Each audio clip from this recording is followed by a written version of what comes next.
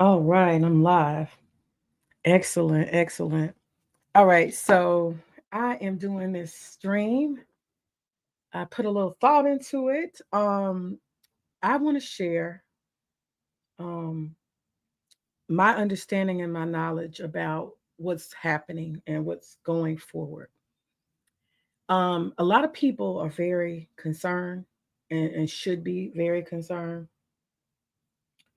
because it's a lot going on right now. Okay, I just need to make sure that this was working. A lot of people are concerned and should be concerned because we are in a time of chaos, and I welcome it. I would be considered an accelerationist.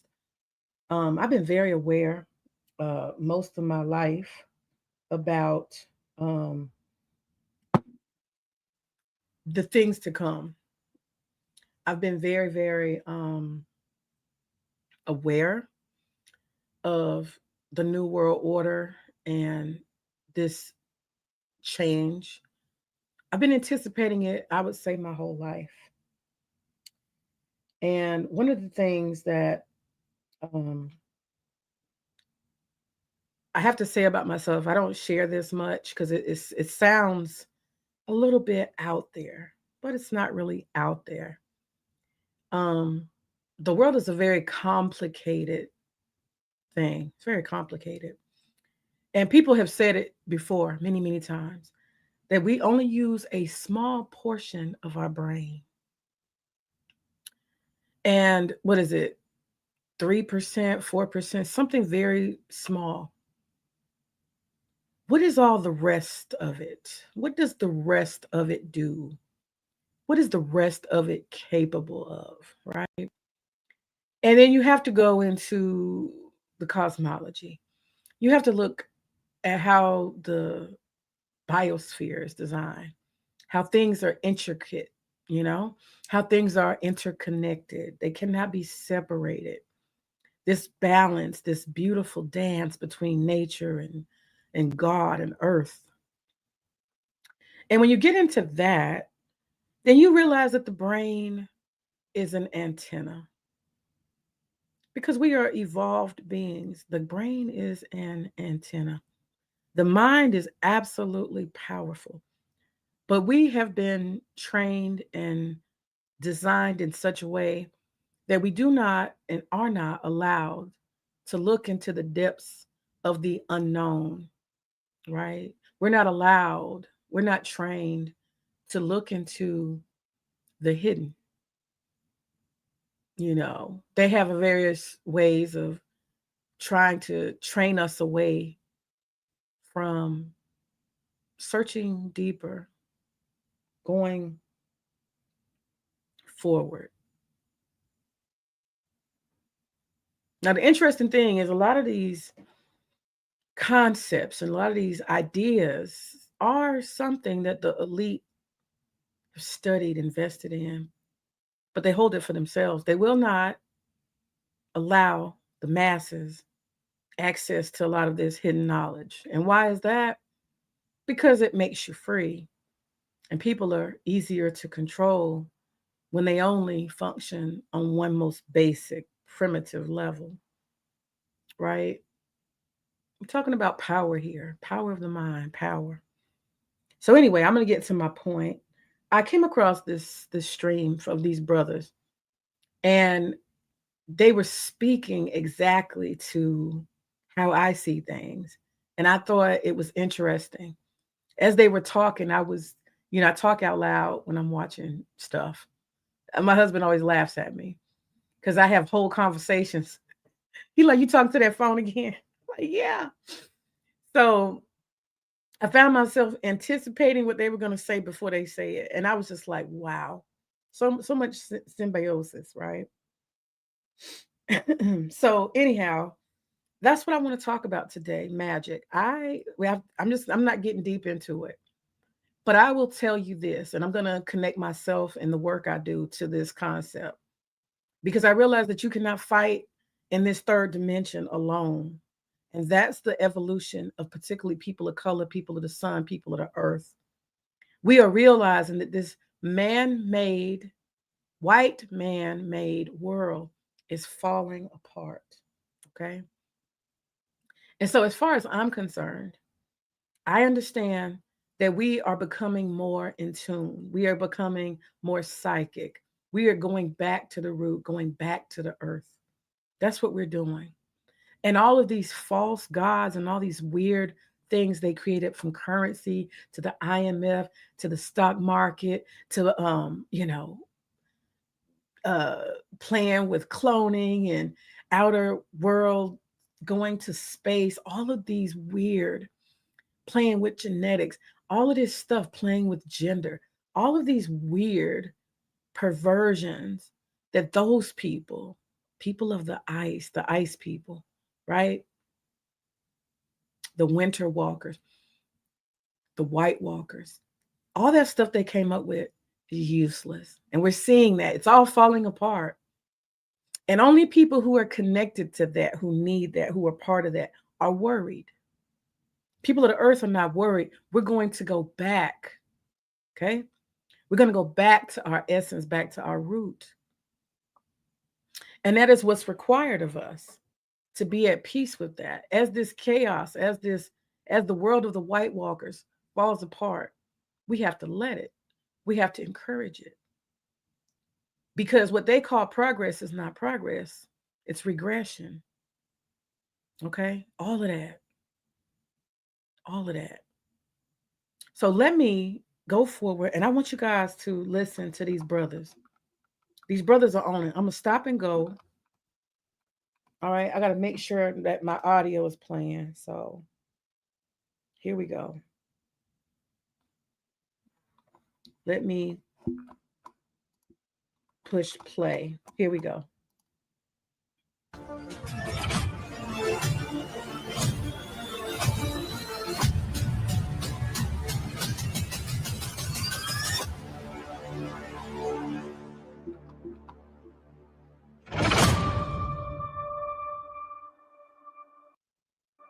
Talking about all the things that's going on in life. And is it time? Of course, if I'm going to call anybody about really talking about magic, this will be the person, right? And so, and I would admit 5 years ago, you wouldn't even hear me having a conversation about magic. Why would I? Or if I did, I'm thinking about Disney World or everything else. But today, we're going to get into a lot of conversation and also include the chat. So if you're watching and you got some conversations and things you want to bring into the conversation, so Brother Joseph and I will talk, then you can hear it. Now, if you don't know who it is, it's Brother Joseph with New Life Tools. There is a link in the web description of the video if you want to go check out his website and some of the other things. But this brother right here, let me tell you, is about as real as it get, right? If you are going to have someone in your corner, someone you can talk with, someone you could definitely rely on, because oftentimes today you can't really depend on people. If you really think you got 5,000 friends on Facebook, go see how many you can borrow a cup of sugar from and see what happens, and then you'll know how many friends you really got. But other than that, I do call him a friend. He is a dear friend of mine. And, we own this journey, and I do appreciate you being here, brother. What's going on with you? Oh, thank you for having me, our brother. Thank you for having me. I'm coming fresh off of my class I just did I call it Buddha Force 2. So we had a good time in there. Dropped a lot of knowledge in there, gave away some gems, and that class will be available a few weeks from now. But yeah, I'm coming fresh off of that this past weekend and feeling good. You know what I'm saying? Doing good, and I can't complain. I'm happy to be here tonight, my brother. Well, you know what? It's my birthday today. So, it's March 10th. Yes. I know, right? Right. And we're going to be celebrating that birthday this Saturday. So if all of y'all didn't know, y'all definitely need to come and check us out. We're going to be celebrating the birthday this coming Saturday. Yaya is going to be down here in Dallas. We're going to have a uncensored conversation event, and we're going to be live streaming it as well. But you're going to come up and just chill with us for after the thing, right? For the birthday party, right? I'll be there, family. Come on through. I will be there hanging out, you know what I'm saying, showing love. So, yes, I'm looking forward to it. You can sell this $5 spatula on Amazon and compete with hundreds of other spatula sellers, or... Well, cool. All right. So we're going to be there and having a good time. And if any of y'all want to watch it live, really into chaos instead of the good stuff. Yeah, yeah. My opinion on that, man, is I've seen it so many times, and for those who don't know, I do consultations pretty much every day. You know what I'm saying? Sometimes a couple of them a day, and I hear everything from all over the world. You name the country, I've talked to somebody from there. So what I've realized about people is that people are programmed to like the same things. We have been trained, in my opinion. Okay, now one thing I want to point out is that these two brothers are talking about chaos, and they're defining chaos. And the question they have in the title is it time to use magic for protection? My answer is absolutely yes. Okay. Now I know Black folks, we think, oh, magic, oh, this, that. We start thinking all kind of hocus pocus Hollywood stuff. Now notice that the people who use the occult as a tool will train your brain to run away from it. Right? They say if you want to hide information from somebody, put it in a book. So there are people who use the occult, the skills and the tools of the occult, the hidden and unknown knowledge, to their benefit. This goes back to mind mastery, to the power of the mind. Okay? This is all mental. I want to say mentalism is the point. But they will turn you off from it with these crazy images of witches and flying brooms and all kind of other things, goblins and ghouls and Halloween, and they will turn you away. And they put all these spins on this stuff to keep you away, right? The way that the imagery, people who are occult are backward and this and that and they're primitive and right? They're ignorant. And they want to promote fake religion and stuff like that. Hypocrisy. They'll promote that. But the essence, the primal essence of people, that primal energy, that gift from God, that power of that mind, they don't want you to think nothing about that. They want to paint it a different way to keep you away, right? Is it time to use magic for protection? Absolutely. Will people be too afraid to tap in to that word we call magic, the unseen? The answer is mostly, absolutely. We've been ran away, programmed from it.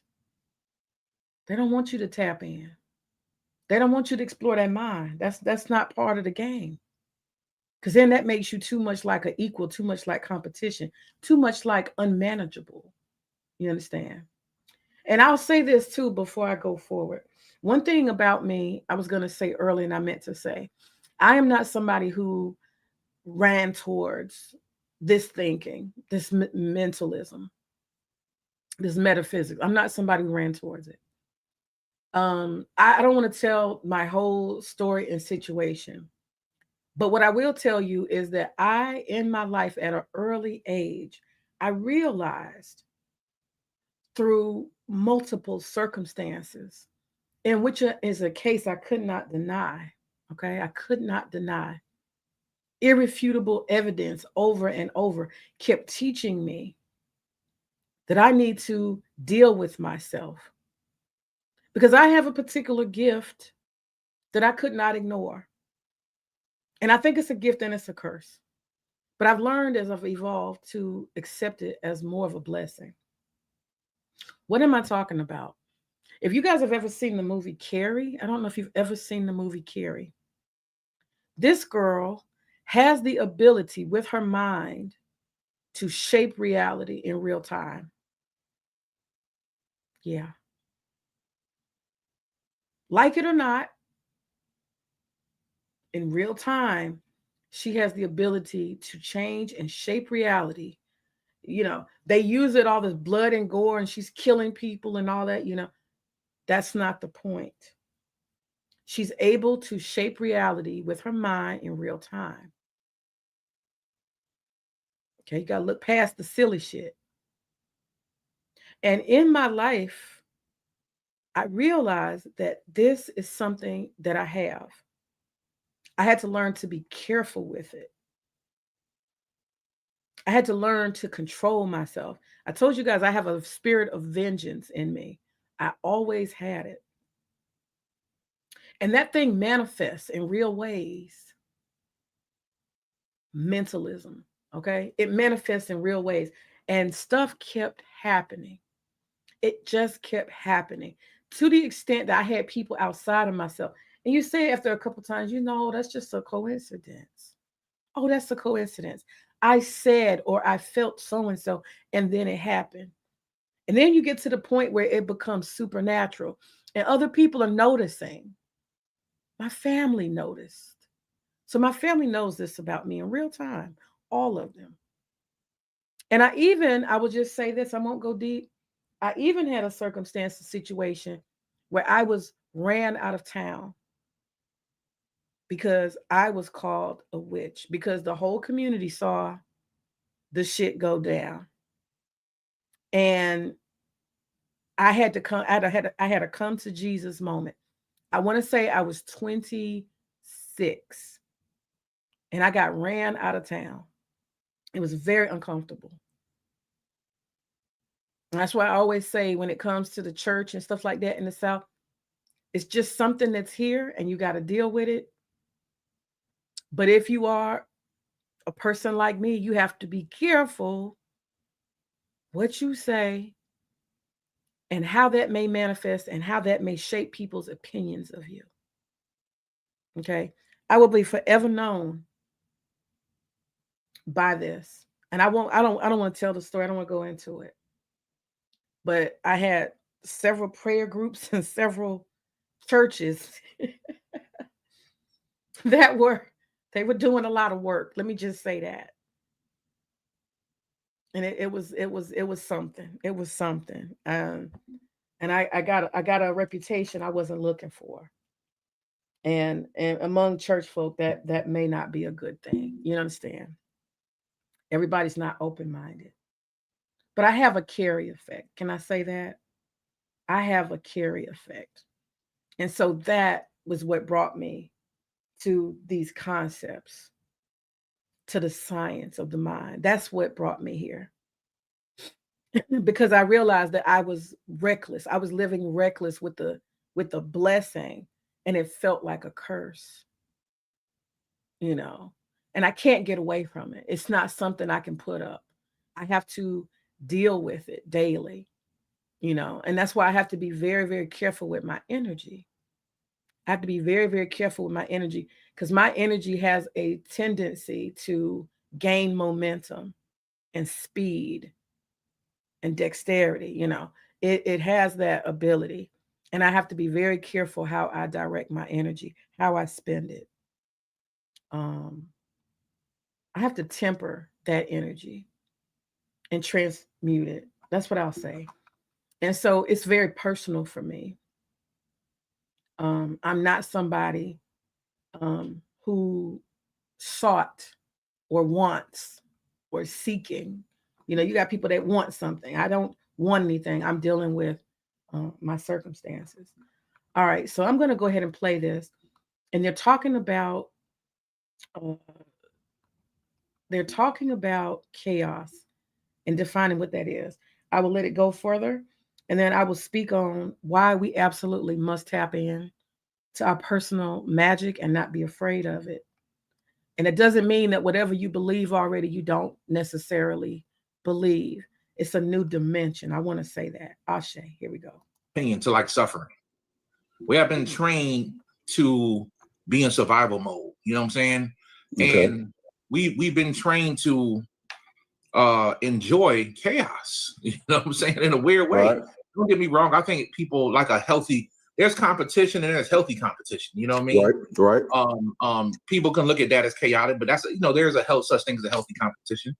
But also, there is things that are just absolutely not true, negative and chaotic, and people seem to be drawn towards these things. Like somebody may say, "Hey, the world's going to end," and people would just flood that place, and oh man, it's kind of spooky and scary. How is the world going to end? You know what I mean? Instead of having hope. Instead of looking for something positive, you know what I mean?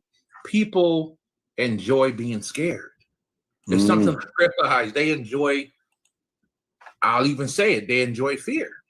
You know what I'm saying? People enjoy fear. So I would say that's what it is. You know what I mean? Now take note of what he said. People enjoy fear. They like being afraid. A lot of people don't want to be empowered. You would think they do. So just pay attention to how he's kind of looking at the world. And I agree with him. Fear and struggle, it is the thing that keeps people on the treadmill. It's the thing that they feel most comfortable in. Stress. People are addicted to stress. They're addicted to fear.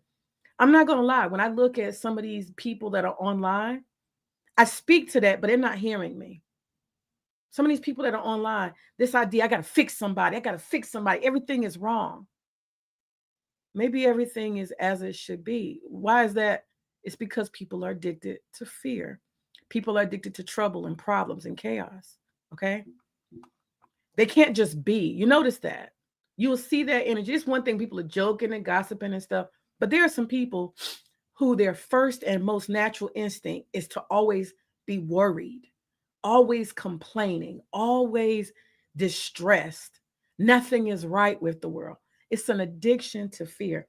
These people, I will tell you, are the people who cannot tap in because their mind is controlled by fear and trouble. They don't have space. And I don't like that word he used. He used the word hope. I don't like that word. I like the word being. Let things be. I don't do this dichotomy of, positive, negative. I don't do that. That is irrelevant. It's subjective, right? So let's go forward. That's what it is, my brother. It's like, and it's a weird thing, but I think everybody can see that everywhere. You know what I'm saying? Yeah. Like I hate horror movies, but there are some people who they can't live without a good horror movie. You know what I'm saying? It's like it's some stuff just weird to me, brother. So I think that's the world we live in today. People just enjoy chaos. You know, well, I mean, so for people to, let's just go back to the basic. What would you tell people? What is chaos? Because people may think chaos could be, drama or this bad relationship. But, what would people actually, what would we identify as chaos? That's a great question, man. Chaos is something that all humans have inside of them. But chaos in its most basic form, from a metaphysical perspective, chaos is primordial, the most primordial energy. Okay. Before there was ever creation, there was chaos. You know what I'm saying? And chaos can be looked at as, you can call it dark energy, dark matter. You know what I'm saying? Not to call these things evil. Chaos is something that's so primordial that it needs to be transmuted through humans. Okay. You know what I'm saying? Like once you come into chaos, you need to be able to transmute that mentally.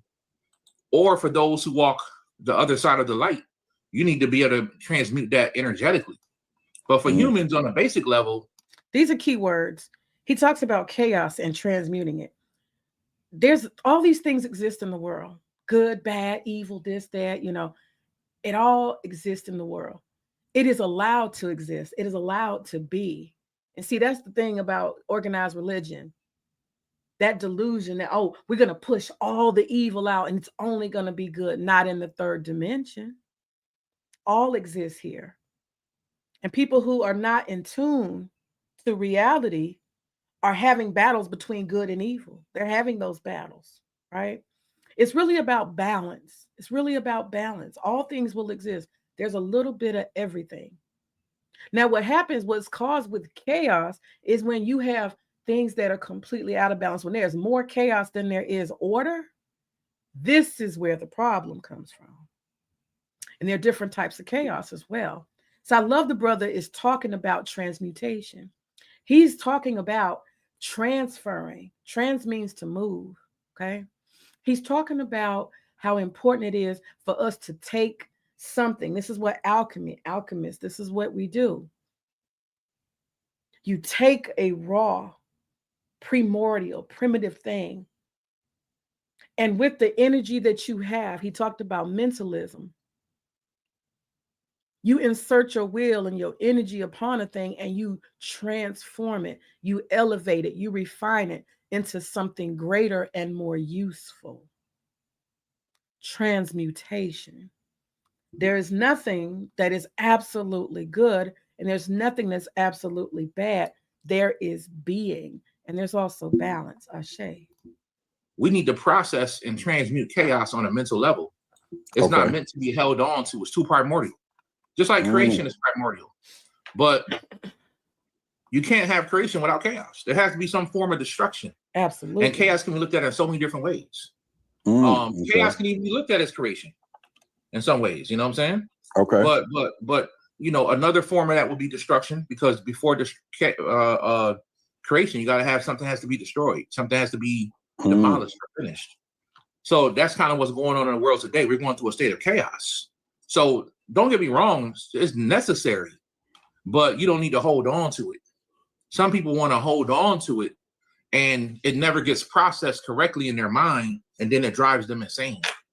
People get so chaotic in their mind, they get afraid, or they want to hurt somebody because they haven't processed the chaos. Right. And when you understand what chaos, what chaos or this primordial energy is, then you can know what's coming next.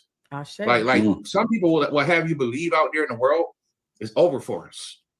Okay. Right. Elites control everything, and we're done, y'all. There's no way out. And if you understand chaos, you understand everything has a cycle. You know what I'm saying? We just came out of we just dealt with the last Kali Yuga. And we know that goddess Kali is the goddess of destruction. You know what I'm saying? And we about to come out of this illusionary system of Maya or illusion, and we about to go to the next level with it. There's going to be no more circles. It's going to be a spiral now. You know what I'm saying? We're going to go to the next level, which is going to be the fourth dimension. And if your mind is not right, so this world has. All right. He said something very powerful. That we have just come out of Kali Yuga, which is a long period of time, a certain cycle of life. And if we understand that there's a continuity, like, you know, there is like this infinite space and existence called being. There are cycles within it, just like we have the summer, the fall, the spring, the winter, right? We have all these different cycles, the water cycle. These things are universal principles, universal truth. And so if we understand that there are cycles of chaos, and then there are cycles of order, we are leaving a cycle of chaos, y'all. Do y'all understand? Kali Yuga is a cycle. It is led by my head spirit, Maha Kali Ma, right? That is my head spirit. Kali Yuga. Now, what we're talking about is more in line with, I would say, not Tantra, but what we're talking about is more in line with ancient Vedic conversation. What he's talking about and what I'm speaking on is ancient Vedic understanding. This idea that the life and the world is in a constant swirl, moving, right? And it has cycles of chaos and order, cycles of chaos and order. And so what is happening right now is we are coming to the end of a major cycle of chaos. And what comes after chaos is a place where order dominates. And in order to get through to order as a dominating energy on this planet, in this universe, naturally, what's going to happen is that all that chaos has to die away. It has to fall off. And then it's like a rebirth, just like spring. You see all those brown leaves and pieces and things that were left dead, this and that. Now you see the sprout, the green growing, coming up to meet the sun. And there are agents of chaos that exist on this planet. I want y'all to understand this. There are people who are naturally inclined to be agents of chaos. That is their most dominating trait. They are those who live and breathe and eat and sleep fear. They are those who relish in destruction and death and war. You hear me? That is their most primal, natural state. They win during what? Cycles of chaos, absolute dominant chaos. These are the people who have the earth under control. The universe is with them. Trust me, nothing exists without God's permission. These are natural laws and natural understandings. These are natural. We cannot fight this. We cannot take away anything. It is going to be. This has been going on for eternity. This is ancient Vedic knowledge. These cycles, they exist. And we cannot run away from them. We cannot stop them. Okay? You have to be your true essence no matter what the universe is doing. And your best thing is to be in tune to self. What is your energy? Do you like war? Do you like chaos? Do you like tragedy? Do you like bombs? Do you like, blowing up children? Do you like eating children? Do you like doing bad things to people? Do you like to see people burn? Do you like seeing missiles? Is that what your heart desires? Is that what makes you move? Do you move off of death and destruction? If so, Kali Yuga was the time for you to thrive. If you are in tune to that chaotic energy, right? But as we move out of Kali Yuga and we move into a place of order, those who are loving of order, right, as the dominant energy, we will thrive in these times. We will thrive. We will do well. We will be more at peace and more in tune because we're in a cycle that is absolutely in tune to who we are. And I won't lie, you have to absolutely transform your own energy when you're in cycles that do not agree with your soul.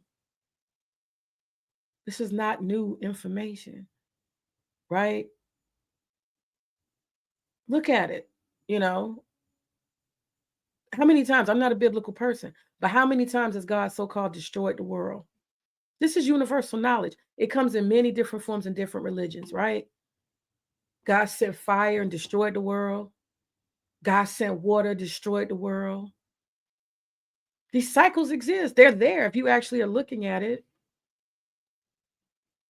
But they tell you these myths and all these other things, and you get caught up on the silly shit. But what you need to understand is that we have these cycles of chaos and order, cycles of chaos and order. They will never stop.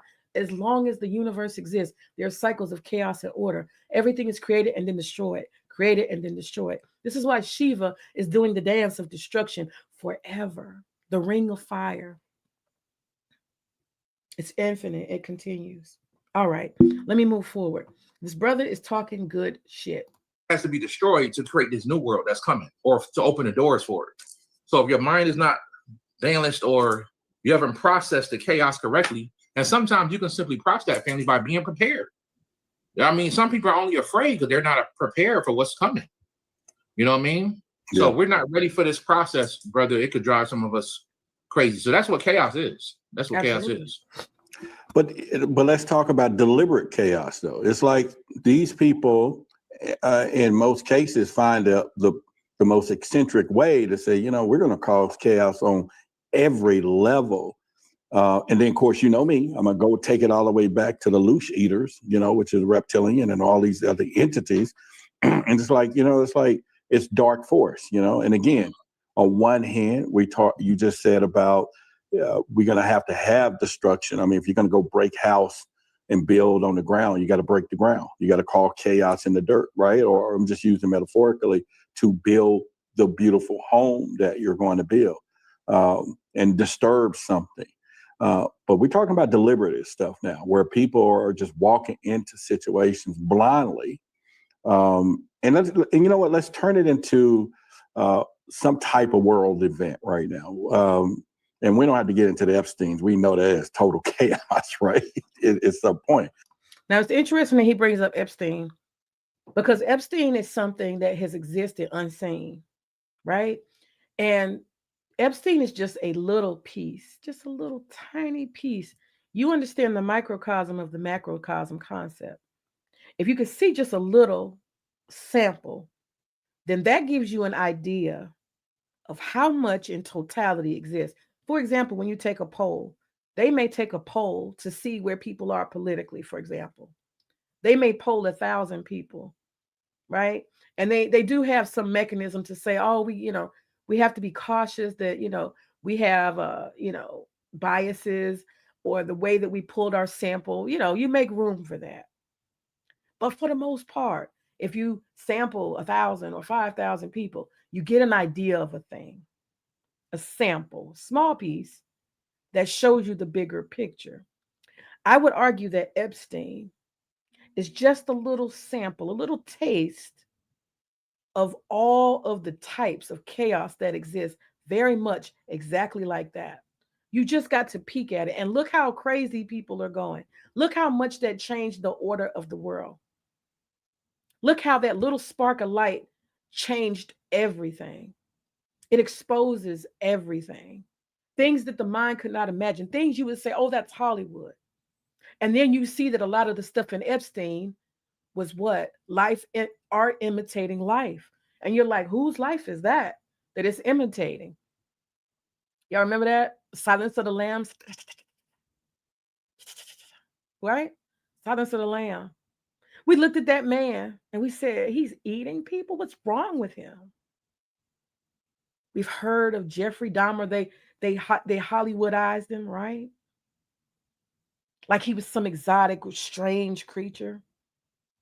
And then we're finding out that there are all these occultists. I wouldn't even call them occultists. I would call them Baalists. Baalists. Baalists. B-A-A-L. Baalists. People who worship the darkness, the dark chaos. They revel in dark chaos. Pain excites them, right? Destruction, power, and death intermingled. Somebody like Trump, right? He's always been attracted to that. Look at him. He's an agent of chaos. He was born into it. These people, they're very nature, and they're honest with themselves. They can't be honest with the world, but they're honest with themselves. They lust for pain. They get pleasure out of people's pain. It excites them.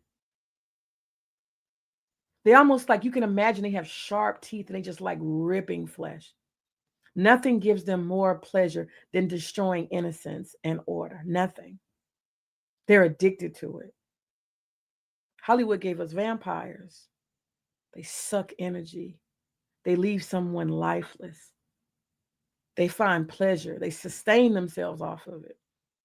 There are these humans on the planet. Some are more intense than others, and some are just raw with it. He used the word primal. Primal, your absolute nature. I talked about that before. Shadow work. Who the fuck are you really? Who are you really? Can you actually stand to look at yourself? Can you embrace yourself? Can you accept who you really are? When it's just you and yourself and you, can you accept who you really are? I would argue that people who are ballists, they are a whole clan, they are a whole society, they are a whole people, a whole nation that thrives on dark, deep, demonic chaos. And when I say the words demonic, I mean they relish in demons. They like demon work. And I'm not judging them for it. I'm telling you their nature. Now, if you have a different nature, then of course, you say, hey, this shit's fucked up. But you can't convince some of them who are that way that there's anything wrong. You can't tell Bibi Netanyahu that there's anything wrong with exploding a nursery in a hospital full of newborns. You cannot convince that man there's anything wrong. This is their nature. They love pain. They love destruction. They love war. They love blowing up things. They love fear and pain. They love it. They love it. They can't live without it. It is an addiction. It feeds their very life. If you took away pain and hate and all those different things from them, they couldn't exist. They deflate. They couldn't exist on this planet. It's food to them, literally food. Imagine how sick you have to be. I'm thinking about it metaphysically, this idea of jerky. I'm not going deep into the Epstein.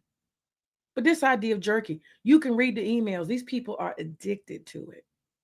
We talk about this in, different religions. The food that becomes so-called kosher is killed in a humane way. In Islam, the food is slaughtered, meaning the animal, in a humane way.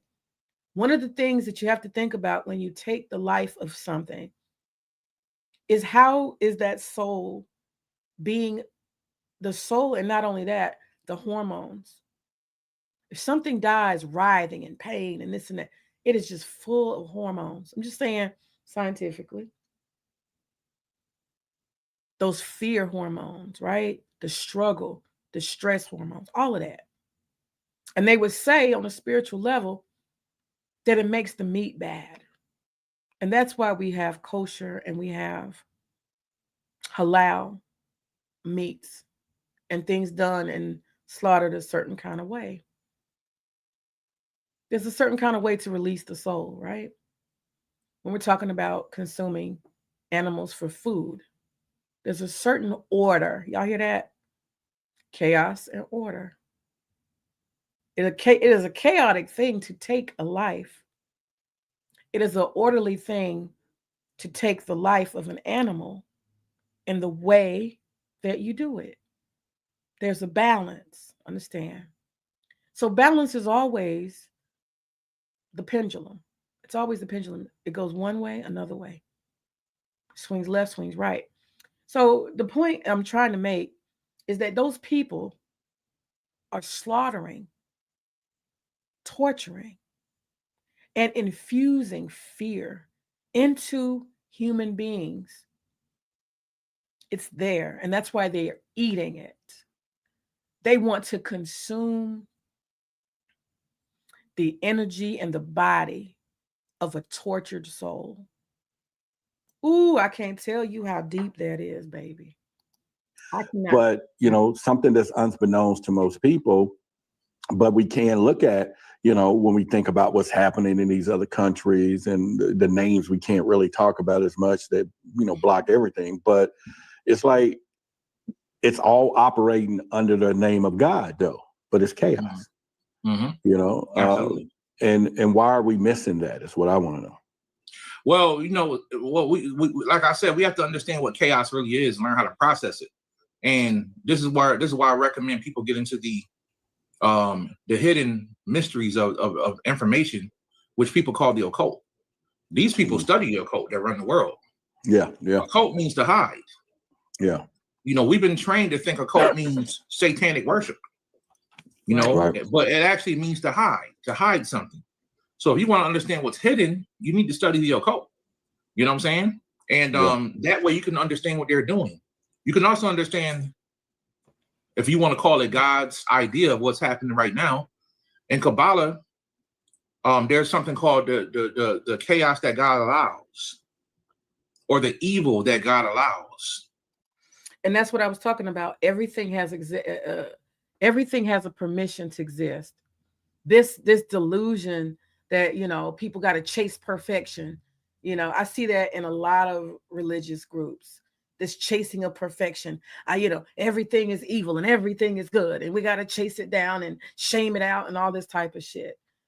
There's no understanding when that's how people approach things. Everything is about a balance. And you have to deal with your own self, your dominant energy, you know? You got to deal with that. How much are you chaos? How much are you order?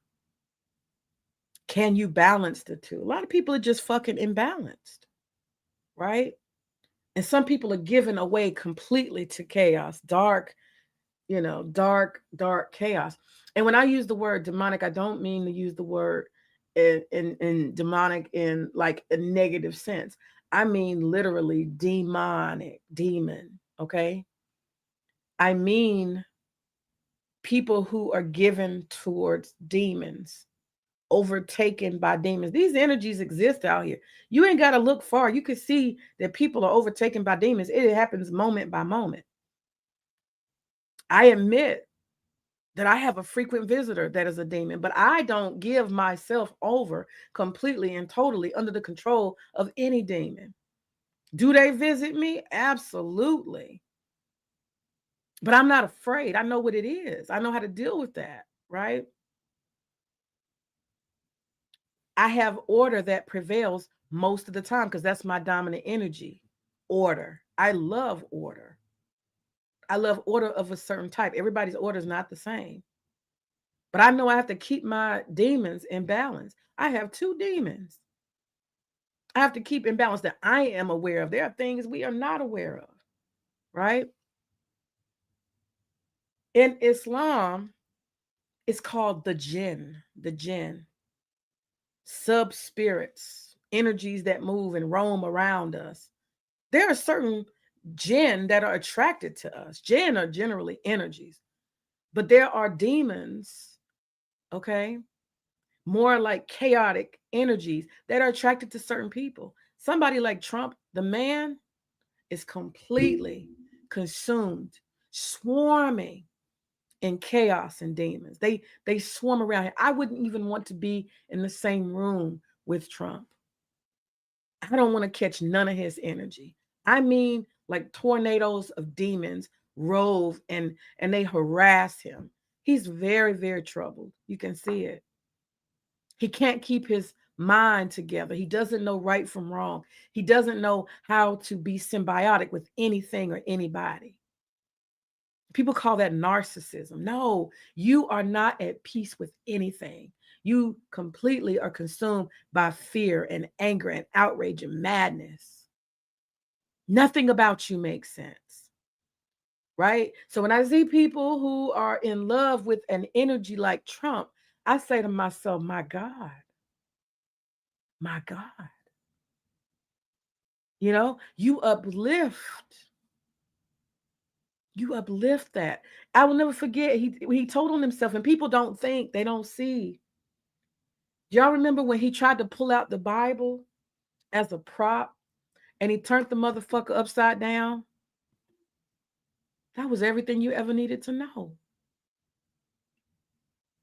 That man has never touched the fucking Bible. He has never had an authentic intention to connect with God. He thinks he is God, like a fallen angel, right? That's the problem with these people. They don't have an honest,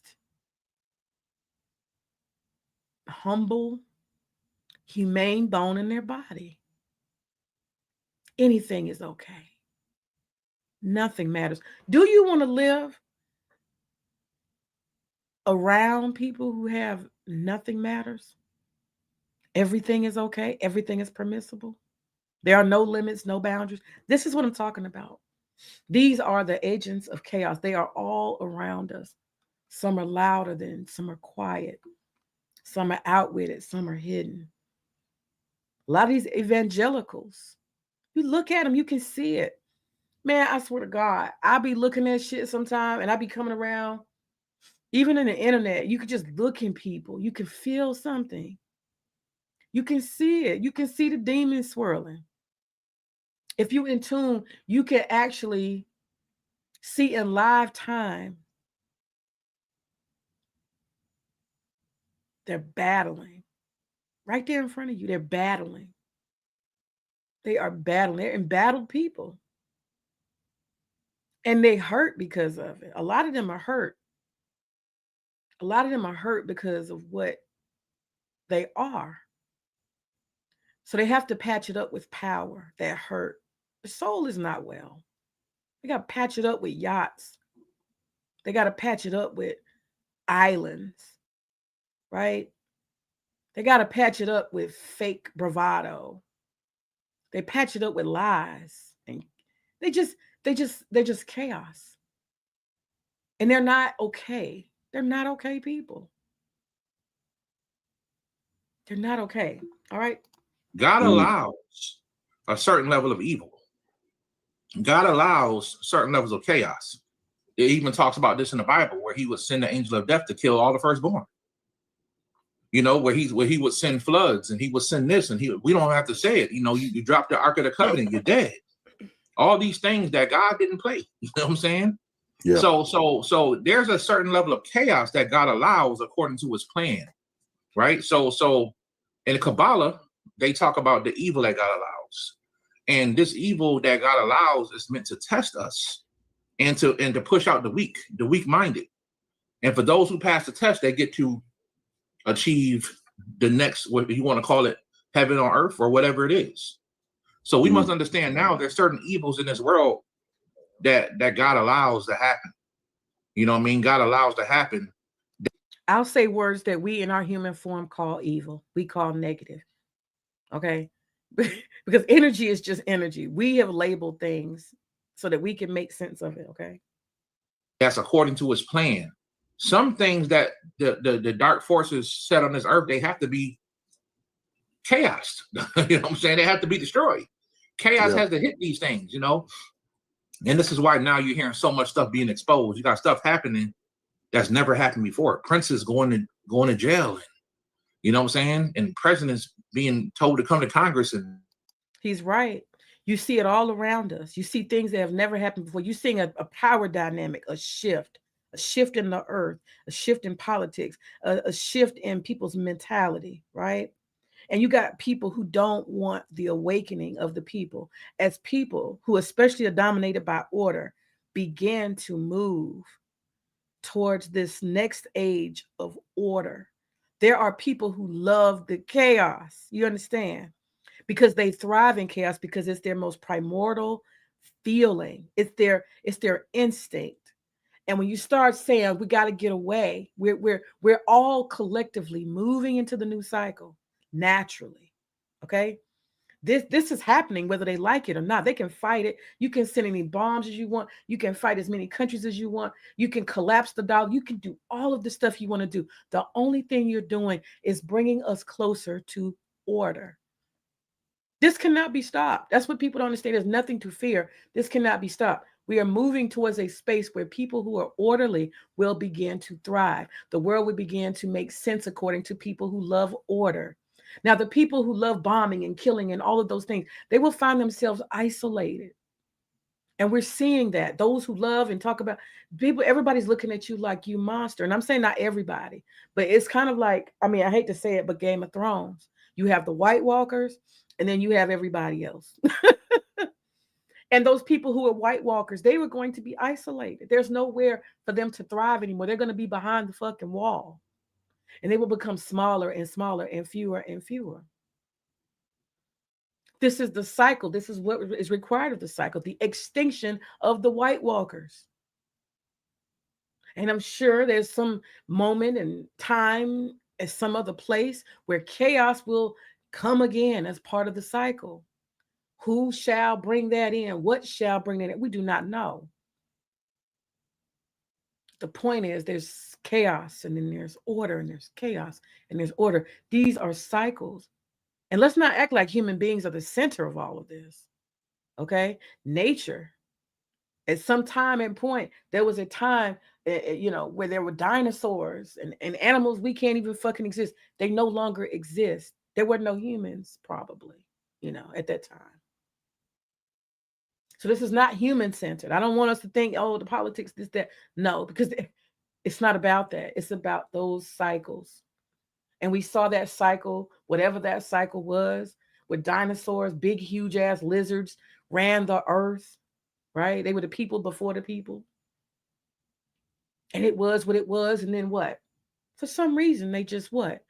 Disappeared. My daughter just went yesterday to a museum and she was telling me how she saw big ass dinosaurs, the bones and stuff. It's a huge coliseum with dinosaurs in it, and she went to see it and she talked to me about it. She was sharing her experience with the dinosaurs and how big they were. It no longer exists. So that's what I'm saying. These cycles of chaos and order. We have evidence that this has happened before. It will take on many different forms. It's infinite. It's the cycle of life, existence, of being, right? We can't control it. But those who love chaos, they will suffer in cycles of order. They will absolutely suffer. They go dragging, trying to, I need more killing. I need more war. I need more money for war. You can see the nature of people, right? Even the earth is tired of the chaotic cycles. You notice the world is getting warmer, and the White Walkers are like, something's wrong. Global warming. It's not cold enough anymore. Maybe we need more sun. Maybe we need more heat so the earth people, the people of color, the people who are sun loving can thrive. We thrive. We do well. We do well in warm weather. Maybe some people don't get cancer from the sun. Even the earth is conforming to a more orderly world, right? White Walkers have a very difficult time liking each other enough to procreate. Are you doing that? Am I doing that? I didn't fucking do it. I didn't make white women hate white men and prefer sun glow men. I didn't do that. You didn't do that. We are exiting a place of chaos and moving into a place of order. So the whole universe is conspiring towards the new condition to be had. And chaos will come again, but it ain't coming now. Look who's unhappy right now. Look who's unhappy. Just think about it. Look who's unhappy. Look who's worried. They're worried about their power, right? They're worried about their inability to control people of the sun, the desert people. They worry. How do we keep controlling you? And the people are saying, I don't need your protection. I don't need you here. Your presence, the fact that you're here is a problem. You need to go. There's a new order to things. We don't want you. You see, people of color are rejecting in Africa. Get out, France. Go away. We don't need you here. All of these different things they're doing, the CIA, this, that, they're trying their best to fuck with people of color. We're going to steal your oil. We're going to take your land. We're going to do this. Look at them, agents of chaos. And they get up there with bravado. Look at me. Look at my big bad military. I can take your leader. I can kill your leaders, right? Cuba, I'll put you in the dark. I'll take everything you have. I'll make you starve to death. It's all chaos. But there is resistance. Why is there resistance? Because we are moving into a place of order, Ashe. You know what I'm saying? And all this crazy stuff happened. And not to say that there's any good person, but it's a time for things to be revealed. It's a time for things to be hidden. They said this guy, this guy who was in the cartel, who was running the cartel, they said this guy was selling body parts for the elites. And some of these people was writing Congress, allegedly. Y'all see that? Selling body parts. Harvesting organs. Y'all think that's a joke? It's not. That's chaos.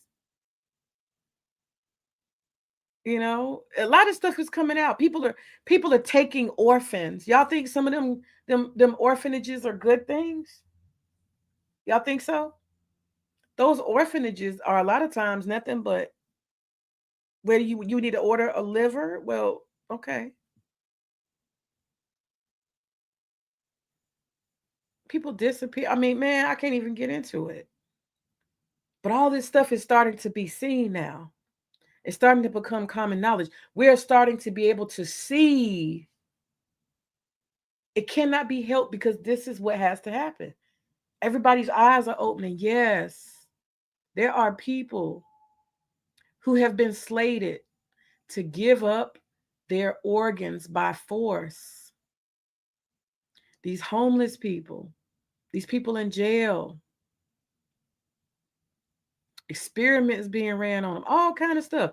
That chaotic energy exists, and it's painful to look at if you are a person of order, if you're a person who has certain morals and values, right? If you value human life and you believe that people for the most part are good, this is stuff you find disturbing. But if you are somebody who believes in the chaos, the dark chaos, then you say, hell, if I have $1 million, I deserve to kill you and take your organs because I can. I need your liver. I need your this. I should be able to go and purchase a human life. Does that sound familiar? I should be able to take a whole human child away from their mother and own them as my own. I should be able to buy people and kill people because I have money. I should be able to hold people in perpetual slavery because I have money and I have power. Does that sound familiar? Y'all, this ain't nothing new. It's just more hidden. We've seen it before, but we try to forget. We know what we're dealing with. One thing I do love about the Nation of Islam, the Nation of Islam has never allowed Black people to water down the truth, right? The Nation of Islam is something that they have tried to push down and suppress because Farrakhan, Malcolm X, and the Honorable Elijah Muhammad, they have been telling the same truth, and it has never changed. They have been telling you who you're dealing with. They've been telling you about the chaos. They've been telling you about the order. They've been telling you about people of color. They've been telling you about these dynamics on this planet. They've been telling you about the tricks of chaos. They've been telling you about the tools. They've been telling you about everything. But we close our eyes and we say, but we're modern. We close our eyes and our ears and we say, but I'm a Republican. We close our eyes and ears and we say, I'm an American, right? We close our eyes and our ears and we say, I'm colorless. I'm colorblind. We close our eyes and our ears because it's painful to see the truth. It really is. It's painful to see the truth. Because the truth requires you to take a side. The truth requires you to do something, to take action. And most people are not going to take action. You know what I'm saying? So what do? We busy ourselves with distraction, right? Got to get on TikTok, show my new boots, right? We busy ourselves with music. I got to keep this beat going in my earplug all day long, walking down the street, reciting these beats, walking down the street, reciting these beats, repeat, repeat, repeat. Isn't that what we do, young people? Everybody wants to push out the chaos because it's hard to deal with. I don't watch the news. I bet you don't. You don't want to know. I quit watching that. You know, people say like it's a badge of honor. I don't know anything and I don't care. Badge of honor. I find my other distractions. I will not see this stuff. I have no responsibility. I will not participate. I'm not a political person. We have 1,001 ways to say that I can't handle it. I'm inactive. I don't vote. I don't care about politics. I don't care about this. I don't care about that. I'm just trying to get my grind on. I'm just trying to work and take care of my family, you know? We have 1,000 ways to say, I feel powerless. I am afraid. I cannot participate. I cannot be an action agent in this world. I cannot change anything. I'm powerless. So we play, we pretend, we make excuses, right? We create our own little forms of chaos. We keep ourselves in problems and troubles. And we say, I'm distracted because I can't pay my bills on time. I'm distracted because I can't keep a job. We just find 1,001 ways to be distracted.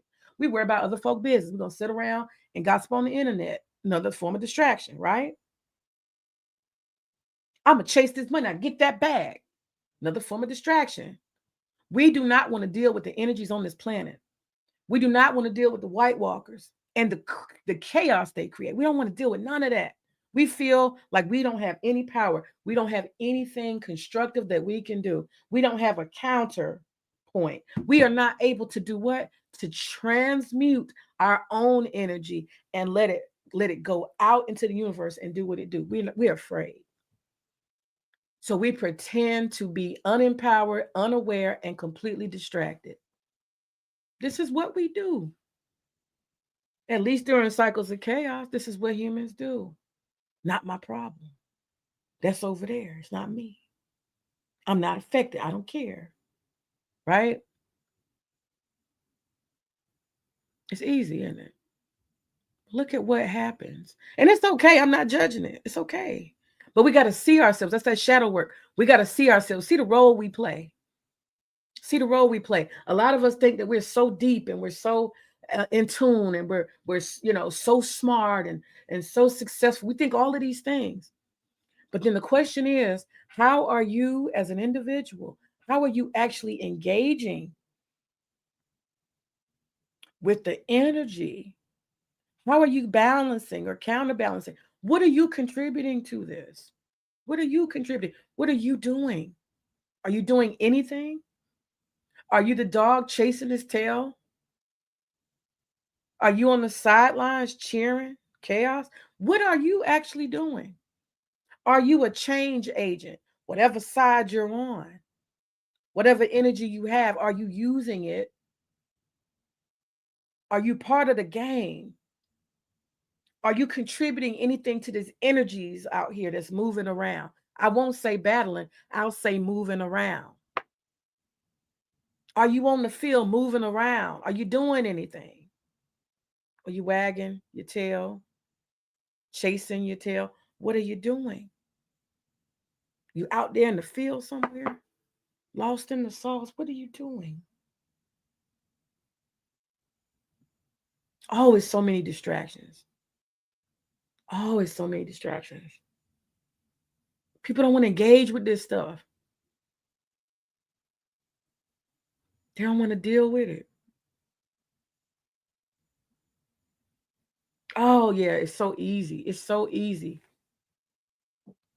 It's so easy to be distracted and take the path of no resistance. It's so easy, y'all. They selling bottles of blood and body parts to these people. Apparently not U.S. government. And what did Vladimir Putin just come out and say? The people who run America are eating people. He said the people who run America are eating people. Is he lying? Yeah, he. So we have to think about all this. You know what I mean? And understand why now. Why is it finally coming out? All this stuff now. Because things are changing. The financial system is changing. The political system is changing. You know what I'm saying? The way that humans look at the world is changing. The job market is getting ready to change. 5-6 years from now, ain't nobody gonna be working. I think we all know that right now. For all of us, people who've been paying attention. They're trying to do it. They're trying to move it to where they're just gonna provide money for people, and some people may look at that like, oh, that's perfect, but then they can just dictate what you want and buy. Notice that he's talking about universal basic income. This is part of that chaos, right? And it's going to look like order. It's the people who are in chaos trying to create order. They want to create more control. They're hanging on. They're trying to hang on, but that's not going to be order. They want to control the demolition. It ain't going to work like that. If worse come to worse, when capitalism falls, because it is a cycle that eats itself, right? It is a cycle that's going to eat itself. And all this shit that they've created is going to fall. These, pieces of mortgage and real estate and this and that, all these games of chaos they have created, the stock market, the this, the that, it's all going to fall apart. The Bitcoin, the crypto, they are trying their best to hang on during a cycle of chaos, during Kali Yuga, to control other people. They thrive off control. I cannot say that enough, because they have so much fear, because they know who they are. And what they want to do is find mechanisms that look like order. If I can get people in order, if I can tell them how much money they get, if I can tell them what they eat, if I can control them, then at that point I can continue my chaos. I can be in chaos and I'll put them under control. That's the idea. Because real order leaves them with no power, which is the next cycle, Real order leaves those in chaos with no power. I can't say that enough. Real order in the world leaves the people who love chaos, the chaos lovers, with no power. And they're going to come up with every mechanism they can to try to put their control, their sense of order, so they can maintain their chaos. And it's not going to work. I'm going to show y'all how it's going to turn out. Here we go. Let these brothers talk. Or whatever you're doing. But I'm sure at some point there will be some type of backhand currency. It has to be, right? Because absolutely, you know, they're definitely, and that's why I'm telling people now to get into cryptocurrency, because when this stuff hits a certain amount of money, after all this chaos gets out the way, some people are going to be a part of the new elites. They're going to be part of the new, they're going to have generational wealth for their families. You know what I mean? Because they got in early, just like the people who came to America. Now, see, this part right here, I disagree with the brother. I disagree with him completely on this topic about this, you know, we can turn doo-doo into doo-doo soup. Like, no, cryptocurrency is not going to be the answer. How is cryptocurrency in line with nature at all? The natural universe. Cryptocurrency is not in line with anything natural. That's some man-made White Walker creation, some bullshit that, just like the IMF, the damn, you name it, all this shit they doing. Currency, y'all hear me? Currency.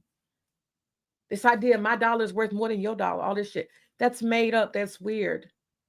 That's a mechanism to control.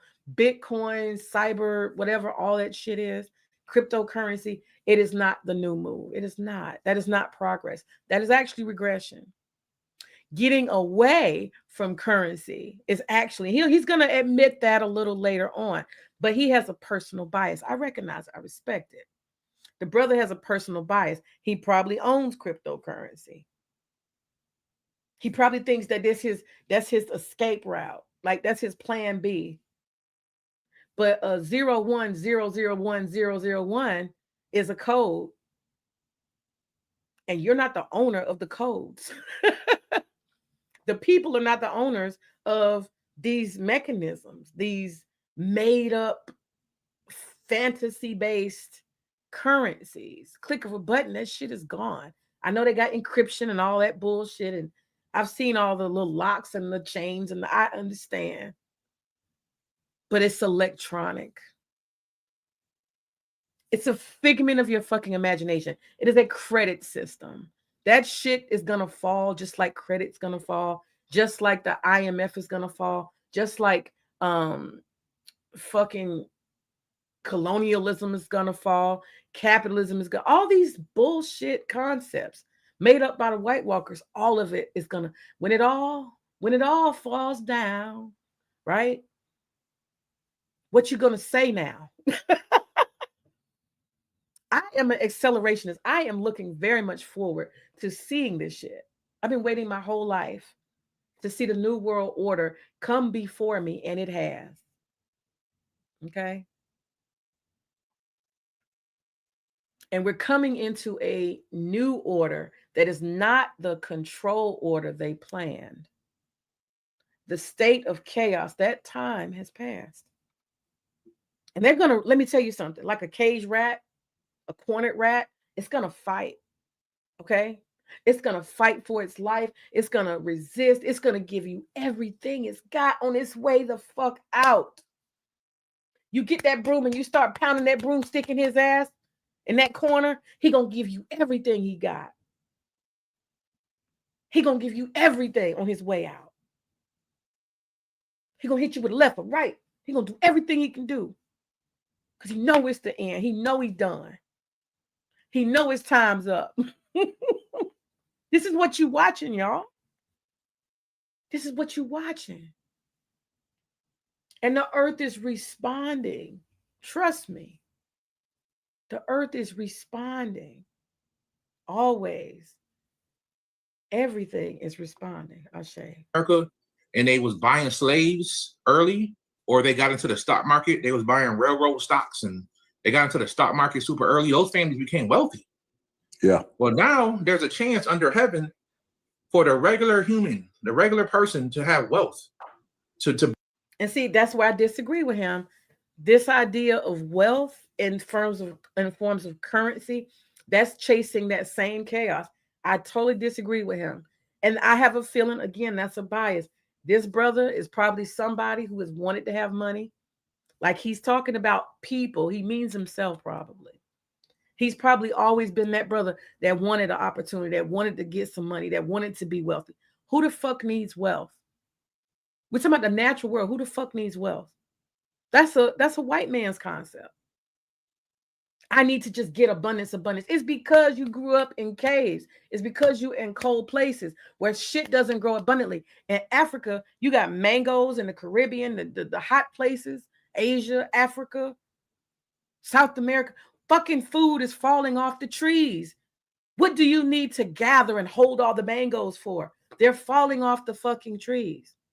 This is a European concept, this collecting excess. I need to gather all the shit because they had to fight each other to survive. They had to kill and steal from each other to survive in cold places where there ain't no damn food growing free. You would have a hard time. I could go to Dominican Republic right now. I'm just being honest. And if I got no fucking money, none, and I could fucking survive. You know why? Because they got fucking mangoes everywhere. They got bananas, papayas. They got fish at the fucking sea. There's food everywhere. There's an abundance where brown people are born. Y'all understand? We are connected to the earth because of where we were born. There is collectivism, cooperation, community naturally. We share the fruits of the earth together. We don't have to kill and scheme and destroy each other and steal from each other to survive in cold climates. Caveman. Y'all know the thing, they be beating each other over the head. That shit not a joke. Those warring tribes and all that shit was for struggle to survive. You know? Struggle to survive. If you were not vicious enough to knock somebody over their head and take their kill for the day, maybe you won't fucking live. Survival of the what? Fittest. Competition. You see where that comes from? This goes back to that ice. This goes back to that winter. This is what creates your nature, your dominant primal essence. It's created and it is genetic. It is passed down through generations. You can't deny that shit. That's what we up against. People who gather and steal and kill to survive. It's in their nature, their very being. They don't know how to be different. You understand? Versus a people who know how to navigate, communicate, share. This is their essence. People of the earth are different than the White Walkers. We're different. People of the ice and people of the sun, we different. Our nature's different. I don't know what to tell you, but nothing's going to change that. There is no part of me that actually wants to go out and be like, I will kill you to take what you have. I will remove your soul in order to have that which you have. Y'all ain't no part of me. None. I will strangle you with my bare hands in order for me to have more. I don't have it. Even say I almost want to giggle saying the shit because it's crazy to me. But that shit's real. I will strangle the soul out of you so that I can have more. And I will feel glory in your lifeless body now that I have what you used to own. Y'all understand what I'm saying? That's different. It's fucking different. Okay. So I can tell you, it's a different energy. And that's what we're dealing with on this planet. We got all these fucking energies. And we got to learn to let that go. And I get it. I'm not judging the brother because I mostly agree with him. But you can't take parts of Massa. You got to let Massa go. Build generational wealth for their families if only they see what's going on and take advantage of it for pennies on the dollar. You know, man, I regret not buying Bitcoin when I was a kid. You know what I mean? When I first saw it. I remember y'all when Bitcoin's $500. Yeah. So look, I don't know about $300 you. when I first got it. I was trading and buying Don't say it, Bitcoin. brother. Don't say it. It Don't was say it was $20, $30. And I was buying it for kids because for the video games back in the day, it was a nickel. This is exactly how a bra for women over 50 should be. Made from 100% natural cotton with front. For my daughter, back in the day, you can buy it for video games and stuff. But yeah, there was one point that I probably had 30, 50, at least 100 Bitcoins when we were doing a company. This was some years back. I can show you on my trade wallet here. I was moving that stuff left and right, and then we like, forget it, because it dropped like, and see, that's the thing. These brothers they want to hang on to parts of the chaos, and that ain't gonna get it. But watch this, they'll have a transformation. Let me see. At 17, let me turn it to 17. I have to come up with some other money. And this is why I'm telling you guys the arts and the cultures are coming. Let me rewind it back just a little bit. So when I saw Dogecoin go up, when it was under a penny, I was like, you gotta be joking me, man. You gotta be joking me. You know what I'm saying? But it's all I'm saying. Now is an opportunity, and we're gonna niggas always want to play the lotto, don't they? see people. So that little thrill of maybe I'm lucky, you know. A lot of people have a hard time resisting that, especially Black people. I think we gotta deal with this idea of wealth, and that's where Hollywood fucked a lot of us up. This idea of wealth. I'm seeing wealth differently, you know. I'm seeing wealth by being surrounded by those who respect and love you. I'm seeing wealth as community. I'm seeing wealth as hope and investment in the next generation. I'm seeing wealth as having what you need and peace of mind and being in tune to your own self. Like, I have purpose here, and my purpose benefits others around me. I'm seeing something different when I think about wealth, because you have people who got a lot of money and they are having to do drugs because their mind is not well. They can't trust anybody. They don't have anybody who actually loves them around them, right? Most people come around them trying to use them and hurt them, right? And they have a paranoia. They're uneasy. They got all this money, but the stuff they got to do to keep it kills their soul. You understand? So money and wealth and all that stuff, money, wealth, and power concentrated in individuals, those people are living chaotic, unhappy lives. This is part of the whole Epstein culture. They have to do depravity to have some kind of release. You know, I imagine they had this thing called cutting. These white girls, they used to get so angry with their repression and all kind of shit. They used to actually cut themselves, you know, like a self-torture. Well, these people don't self-torture. They torture others. You understand? Energy has to be transmuted. You have to do something with that. And when you are a complete chaos creator, then what are you going to do with all of that energy that you're churning up? You're not going to consume it to kill yourself, right? So you put it out on others. You make others suffer. You're suffering, you make others suffer, right? Let me go forward. It's interesting because what he does, he comes to realize like the crypto is actually not the answer. It may be your hobby right now. It's something that makes you feel good, but it's not the answer. Watch this. When you're still going to have to, you're only going to, I want to be people to understand the government's going to give you the bare minimum to take care of your bills when they give you the so-called universal high income or universal basic income. Yep. Everything else you want to take your family on a trip, you want to go to a nice restaurant, you're going to have to come up with some other money.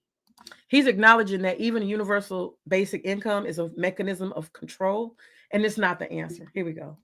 And this is why I'm telling you guys the arts and the cultures are coming back. For those who paint, the poets, stuff like that, stuff that was considered valuable. Again, that's that wealth. Being in tune, knowing what you have, your gifts, your blessings at a local level, you, yourself, and you. So he's saying that the arts, and he's saying culture and people being able to create, that creative energy, that's where we got to get back to. We got to get back to being creators and producers, right? That's in tune to the order. The time that is coming is order. And that's what's going to get people through. Not all this fake bullshit. It's not going to be that. It's going to be that creativity. It's going to be self as the center of your community, participating collectively in something. I mean, if you just even think about I'm not talking about the Hollywoodization of it, but even just hip hop. Y'all see how people being creative among themselves, creating community, singing, dancing. Look at what it has created. Now we know how it's been bastardized, but look what that created, just creativity in of itself. People of color. We can even look at Afro beats. Look what that has created, a whole culture. We create culture, and culture has value. Culture has clothing. Clothing and things have fashion, right? Those are things we can create among us. We're not talking about Hollywood. We're not talking about mass market. We're talking about local culture. It's creativity. That is what makes us come alive, that creativity. We got to tap into creativity. Creativity is the juice. That's the thing that those other people cannot do. They can't create. We are the creators. We create culture. We create all these different things, these life-sustaining things. And when we are in our creative element and we control our creativity and we value it among ourselves, now we have currency. Ashe. 1,000, 2,000 years ago. Yeah. You know, a poet was like a superstar back in the day. An artist. Today, nobody really, so these things are coming back because people have to get back into their crafts. You know what I'm saying? So after all the chaos is done, y'all, creation is going to happen. And we got to be ready for it. Yeah. Now I was watching a podcast recently, and the lady was talking about just the opposite. Now I've heard this through a lot of my government connections too. And this is just me having a crucial conversation here, that they were talking about crypto and how when people find out who's really and what's behind it, that it may be a problem, Now, one of the things they kept talking about is if they can move people to a digital society, then now they can control where you spend your money, what neighborhoods you spend your money, turn your money off if they want to. And it's really about total control. Now we're talking about chaos for real. Now, this lady was on Tucker Carlson the other night. I forget her name. Y'all can look her up. She's also was the author of, I forget this book, and it was talking about money and how the CIA, it was talking about prison systems and saying how the prison systems, as we all know, is connected to the financial part, and that how they were changing rules and laws in areas to where they were eliminating public defenders, especially in African-American communities, which then made those guys cop plea deals, which then sent them to prison to keep the prisons full, because they had no legal representation. But anyway, she said that it was important that we need to keep lobbying for cash. Now, we already know cash is on the side of the Rockefellers. Our Federal Reserve System is a privately owned company. So, do y'all see how people still struggling? People are afraid. Let me say this. One thing I have is trust in the universal creation. I trust the process. I'm happy. I do feel and I have compassion for all that are suffering. But let me tell y'all, I always say this is my favorite saying. It gets greater later. It gets greater later. Okay. And this man is talking about hold your cash. You know how many people, I have a lot of people who are so-called conscious that I talk to, people who are also, we all on different levels and different understanding. But I have plenty of people in my sphere that say stuff like, yeah, man, I got to stack cash. I got to buy gold. We are constantly trying to find a way around, in the idea of what preparation, I guess we call ourselves saving ourselves. You got these people building bunkers and all this shit.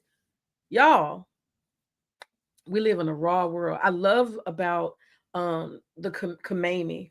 One thing I love about him and the way that he was martyred, the way that he died. He didn't go and hide in the bunker. He didn't do any of that. He was with his family. He knew the troubles and all of that. He was surrounded by his family, his loved ones. They all died together. You cannot run from the inevitable. There are processes. There are things that are going to happen. You understand? One interesting thing, people instinctively know this shit. If you in tune to the universe, you know some shit is what it is. And there's no running from it. You have to face that shit. And that's where real courage is. When they said they killed him and this and that, I didn't have no doubt in my mind. When they said yes, his family was there, this and that. He knows that he knows they know where he is. He knows. But that man will forever have died with his family not hiding. As the leader of, and he will go down in infamy, remembered for that. That's wealth. Right? Lived his whole life. A lot of people won't get to, he's what, 80, 85? A lot of people won't get to 85. A lot of people won't get there. Very old man. Right?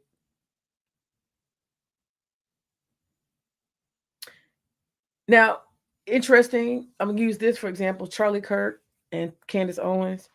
Charlie Kirk knew he was going to die. He wrote it out. He talked about it. He dreamed about it. He knew he was in tune. I'm not saying that he was not a disorderly person. It's not my job to judge. But what I can tell you is that man saw it clearly. He saw the writing on the wall. Somehow, some way, he had a connection to his creation. He was crystal fucking clear, and he didn't run from it. You can't run from it. That's one thing you got to understand. You can't run from yourself. You can't. He accepted it. And to the day he died, I'm not a Charlie Kirk fan, but until the day he died, he was walking in his own path, unafraid. And it's a lot of motherfucking cowards out here in the world, y'all. The people who act like they the bravest are the biggest fucking cowards you'll ever see. Somebody had to tell me what taco was. Trump always chickens out. Motherfucking wealthy man. But you have the soul of a flea. You have nothing. Nobody likes you. There's no substance there. There's no goodness to you. There's no purpose to you. You know? Your wife doesn't even want to touch you. She's disgusted looking at you. No women who have been with you want to be with you. You're disgusting. Your children don't like you. Nobody likes you. Nothing. You're disgusting to everything you touch. You are destructive. You are destructive, chaotic energy. If there's one person I feel the worst for on this planet that I can think of, honestly, it's Donald Trump. I wouldn't trade his journey for nothing. He is a haunted soul, a useless, foul man. And history will not be kind anyway.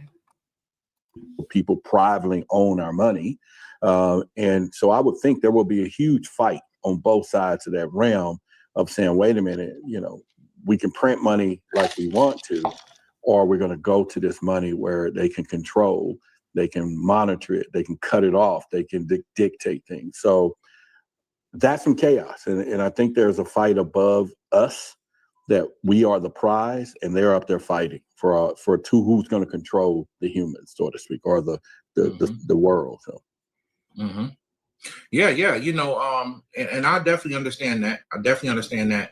And my philosophy is I'm a more pro crypto because. Yeah. Now this is the part where I put a note here. Let me say this: digital currency. I learned this lesson when I went to Cuba. Digital currency is not the answer. Bitcoin, all that shit is not the answer. These are tools of the chaos. It's got to go. Currency in general has got to go. Like I said, creativity will be the currency. Those who can create, those who are productive, those people who can tap into their natural gifts, those are the people who will have so-called wealth. It will not be in the form of gold and money, banking and all that. That shit is done. It's fucking done. Okay? That universal basic health shit, that might do for a while, but these machines and this AI will make it not even beneficial to do that. So there will be There will be a culling. I ain't gonna lie. That's part of the chaos. It will happen. We see that now. People are not procreating. There'll be less people, less people. And maybe in order to have order, there needs to be less people. That might be part of order, right? And only those who are gifted and talented and capable of creation, those are the people who will be able to sustain life and have children and families. Maybe that's how it is. And all those who are not will die off. Survival of the fittest on a different level. I say. But let me say this. I was in Cuba, and that's when I realized that currency, physical money, it sounds good. It makes you feel secure. I got all this money. I can do what I need to do, what I want to do. I am okay because I have this money. I had assigned a lot of security to money. And it wasn't until I got the lesson of Cuba, the lesson of Cuba. Let me tell you what the lesson of Cuba was for me. I took my black ass outside of Havana, the main city, and I began traveling outside, not prepared, not knowing. I learned a lot of times by doing with my friend.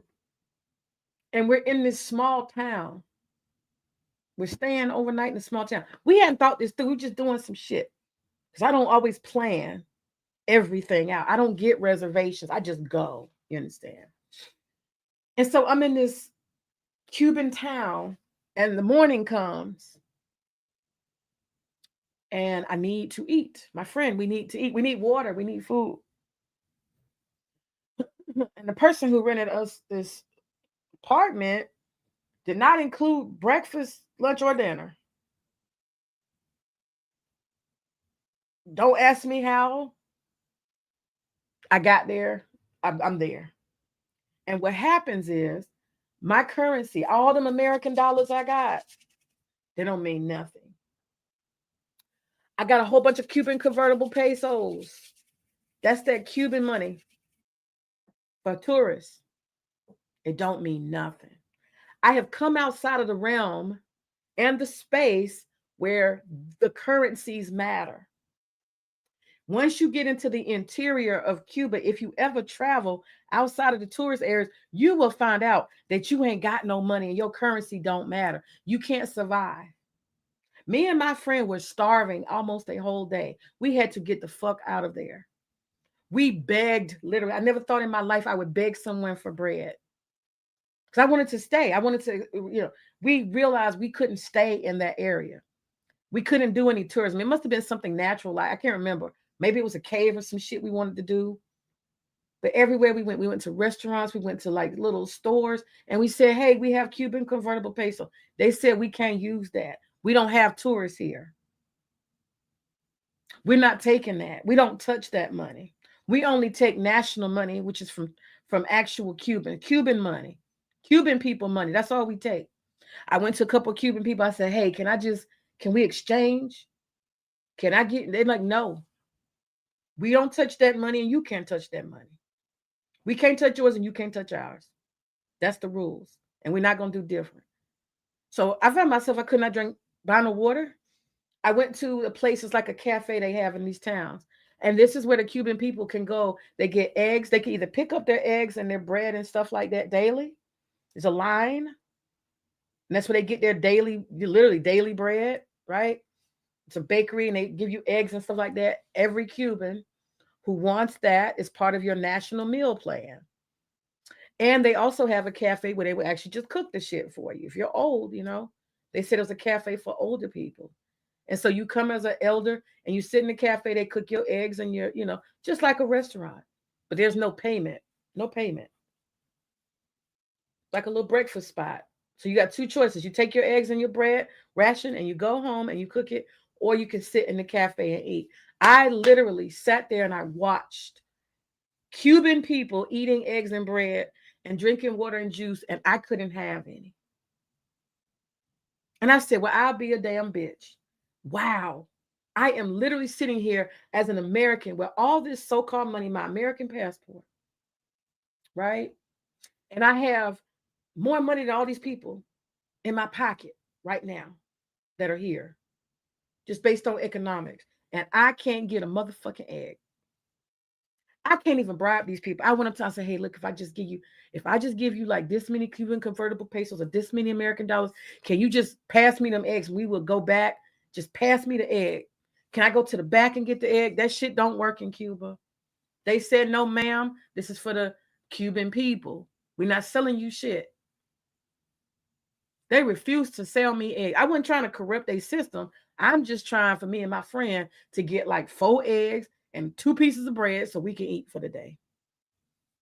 We went back to that spot after we didn't beg at all the different stores. Can we get this? Can we get that? They said, no.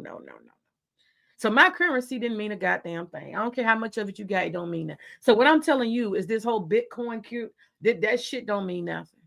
When there are systems that are set up that surpass what the fuck you think is valuable, something else can exist. That's how I know that the chaos, all this shit is going to fall off. Cuba has a whole, I'm not saying we're going to do a Cuban system, but Cuba has a whole nother system that whatever the fuck you think is valuable, that shit ain't valuable over there. It's not. They got a system. Old people eat. We have food. Hand to mouth. That's how that works. You're not part of the system. You get nothing. Bitch, you ain't eating. So me and her, after begging and pleading and trying to do everything we could, we got our fucking ass, walked right on back where we came from, packed our motherfucking bags, jig is up. We better go back. We better get our shit packed, get on the next thing hopping before we starve to death, and go and get on a bus and head out to a tourist town where this motherfucking money means something. I learned a lesson. You understand? I learned a lesson about systems and currency from starvation in Cuba. Okay? I ain't never in my life went a whole motherfucking day without eating. I couldn't eat even we're on the bus getting out. I can't eat none of that. They stopping and shit. Can't stop. I got to get to the tourist area before I can eat. I ain't never in my life had to go literally not eat because I got no money. And I mean, I got money, but nobody want to take my fucking money. Nowhere I go. So you're going to go in Cuba, you're going to go from tourist point A to tourist point B to tourist point C. Don't fucking stop in between unless you got your own groceries. Don't fucking do it. Because nobody's going to sell you shit. I had to learn the hard way. So anyway, these brothers, in my mind, are not ready to let the dunya go. What is the dunya? The dunya is basically material universe. This is an Arabic word. It is the material universe. You have to let the dunya go in order for you to thrive. If you are a person of order, and we are past Kali Yuga, which is the moment. I mean, not the moment, but the time frame. It is a moment in infinity, but it is the time frame of the chaos. We are past that. And so what I want to talk about is a circle of influence a little bit, and then I'm going to go. But I realized that digital shit, that is not the answer. The stock market is not the answer. All of that is from the dunya. It is from the material universe, right? That can be manipulated in the third dimension. So what I'm saying is we're going to have to get to fourth dimensional thinking. We're going to have to get outside of the box in order to survive. We're going to have to get into creativity mode.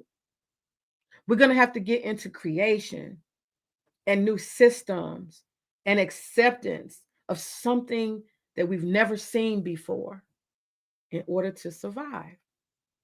And so what I want to talk about real quick before I go, I really appreciate these brothers. Let me see one more thing. And I was going to say, this is one thing. I'm not critiquing men, but I think that men have a limitation. I think that men don't have intuition, and men are more than likely going to buy into trying to salvage some of the chaos. This is just my opinion. Crypto also gives you the opportunity to create your own currency. Mm-hmm. That's something I've already done. I just haven't launched it yet. My tribe literally has their own currency. He says his tribe has their own currency. And I'm like, why are you imitating the chaos? You see what I'm saying? I feel like men have a natural inclination to try to imitate that which, so it's kind of like, are you mad that you're not massive, but you want to be massive? Now, I'm not critiquing these brothers. I like everything they're saying, but when it comes to this currency, I feel like they're trying to hang on to the dunya. Are you mad that you're not massive, but you like massive position? If you could be him, you would. I'm just asking, why do y'all need to even consider your own currency within your tribe, whatever that means. You know what I'm saying? That's backed by copper. You know what I'm saying? And I can, every time you come to our website, if I wanted to, I can make you exchange that and start creating value. Yeah. You know what I'm saying? I'm just still in the study stage of it. But True. this is one of the things that once you create your own crypto, can't nobody turn it off. You know what I'm saying? What's on the blockchain. But even with that being said, let's say that we couldn't create our own crypto. What are some other things we can do? Well, we got to understand, I'm still against cash because cash is paper, it's toilet paper. You know what I'm saying? It's not backed by gold or silver anymore. Right. So that means that these people are always going to control cash. But this is why I also tell people that they should have been buying silver for years. Yeah. You know, buying the silver and having some type of. See, that's again assigning value to things that don't have value. We're going to pretend that silver means something. What the fuck does silver mean to me? Like in real world, in the material universe, what does a fucking piece of silver actually mean to me? What does it mean to me? Silver is a rock. Silver is dirt. Like what does it mean? You have to assign value, and that's part of that chaos. You are assigning value, and that means you assign value to some things and you devalue other things, right? And they've taught us to put value on inanimate objects that don't have any value. I learned that in Cuba. We're putting hope and dreams and power into inanimate objects. Is that not a form of magic? Is that not a form of magic? Think about it. You've convinced people that something has power, that it is a solution bringer, that it can do things. It's just a thing. He just said currency, cash is what? Toilet paper. He undid the spell right there. He don't even know what he did. But these brothers are in a form of chaos too, because they're going back and forth. Can I create my own cryptocurrency? What if I got my own Bitcoin? What if we create our own currency system? And brother, you got to let it go. Let all of it go. This is mental bullshit. Assigning value to inanimate objects. That is the White Walkers' witchcraft. This is how we got here. You just talked about the poet, the words that's come. They were talking about Lumumba earlier. I was listening to the poetic speeches of Lumumba, the orator. We've always had value for the griot, right? We've always had value for the witch doctor. People who create, people who are in tune to their gifts and their talents, people who can do and create things. This is what we got to get back to. We got to stop assigning value to worthless items, non-living things. This is their world. We need reprogramming. Ashe. So what I'm really saying is, in the future, no matter what happens, if you own some type of asset or some type of resource, it's going to bring you value, and you won't have to really depend, you know what I'm saying, on the government for certain things. Right. You know what I'm saying? Because that's what we're going back to, y'all. We're going back to community. You're Yep. going to have to barter and trade. And aha. He took him all that. He had to say all that other stuff to get to the root. We're going to have to get to a place where we barter and trade. That I'm doing something, or I have something, or I can create something that's valuable to you. And you also have something that's creative and value and useful to me. And now we have a barter system. Okay. That's what we're going to really have to get down to. The marketplace. Okay. One thing I love when I travel to other countries, this is why I go to third world countries. These people are in tune. They might be poor. They might be so-called backwards and non-modernized, but these people have their feet to the soil. They know about the fucking market. Everybody knows how to buy and sell. You see thousands of people selling candies and waters and this and that, you know? Tomatoes. They grow the tomatoes. They have the peppers. They're with the earth. These are earth people. From Asia from India, you know, think about it. Africa, the marketplace is the center of the what? The community. Right? We got to get back to that. We got to get back to creating something, producing something, doing something valuable that people need in the community. Teachers are valuable. They're not selling anything, but what they do for young people is valuable. We got to figure that out. We got to have a new model. Maybe it's local tribal groups people who think alike. That's what's going to happen. We got a long way to go here, y'all. Because this order is just going to be like the peak. We're just getting a peak of it. We're watching the chaos. We're watching the rat in the corner with the broomstick get his ass kicked. We're watching him. He's going crazy. He wants to save his life, but he's over. But the order is on its way. It's on its way. And we're just getting a glimpse of what it could be. What he's talking about, getting back to tribal, getting back to small community, getting back to people, human to human, the marketplace, the bartering system. It seems like it's so fucking far away. Had I not been to Cuba, I would agree. Had I not traveled the world and seen people doing this already, they call it regression. I call it progress. Okay? Because we are giving power to inanimate things and objects that don't exist. That's chaos. That's crazy. And I know people, I want a Bitcoin, man. That shit good. I hear all of that. That's distraction. Look at what you're doing, mentalism. Look at what you are doing. What are we doing? What are we being? We're being deceived. We are placing value on things that don't exist. You can't get away from that. We're assigning stuff, real value, to things that don't exist. This is a part of the witchcraft, Ashe. And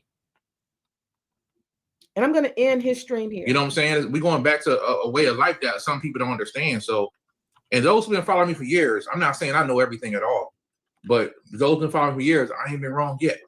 And I'm trying to tell y'all, start understanding what community means. Start still buy your copper, because copper about to skyrocket too. Copper, silver, gold, and get you some land and have these assets as the world changes. And you know, and you don't worry about owning. Get you a trust. Get you a trust and own these things so that you can create value for yourself in the future. That's what I would definitely say. Yeah, and one of the things that is pretty interesting, Okay, Ashe. So I got that. Okay, I'm gonna take that down, and I'm gonna talk real quick. Okay, I'm gonna talk real quick about the circle of influence. Okay. Circle of influence, as far as I'm concerned, I believe the circle of influence needs to be us organizing in small groups. We need to be practicing that shit, is what I'm saying now. Not later, now. We need to start saying, who is my tribe? And there are people who are in your family that are not part of that. I'm just going to be honest, okay? We need to start becoming more tribal, more local. Care about your own realm of influence within the people who know you and love you, and draw them closer, connect to them people. We got to connect more to those people. And then we have what I would say is our local circle, right? That might be your neighborhood, your neighbors, the people around you, people that you engage with constantly, your child's class, right? Your people at your church or your place of worship. Those local circles are big and important. Expanding that, embracing people. We got to get human to human. We got to get more community and tribal oriented. We need to actually get to know folks, right? We got to think about that. When's the last time I invited somebody to have dinner and break bread? When is the last time we had taken time to connect to certain people with more depth and intention? When did we do that? When is the last time we blessed someone else, extended ourselves to be in service to another person, whether they're sick or they're having a distressing moment in their life? When did we take time and just bless somebody else with our presence, right?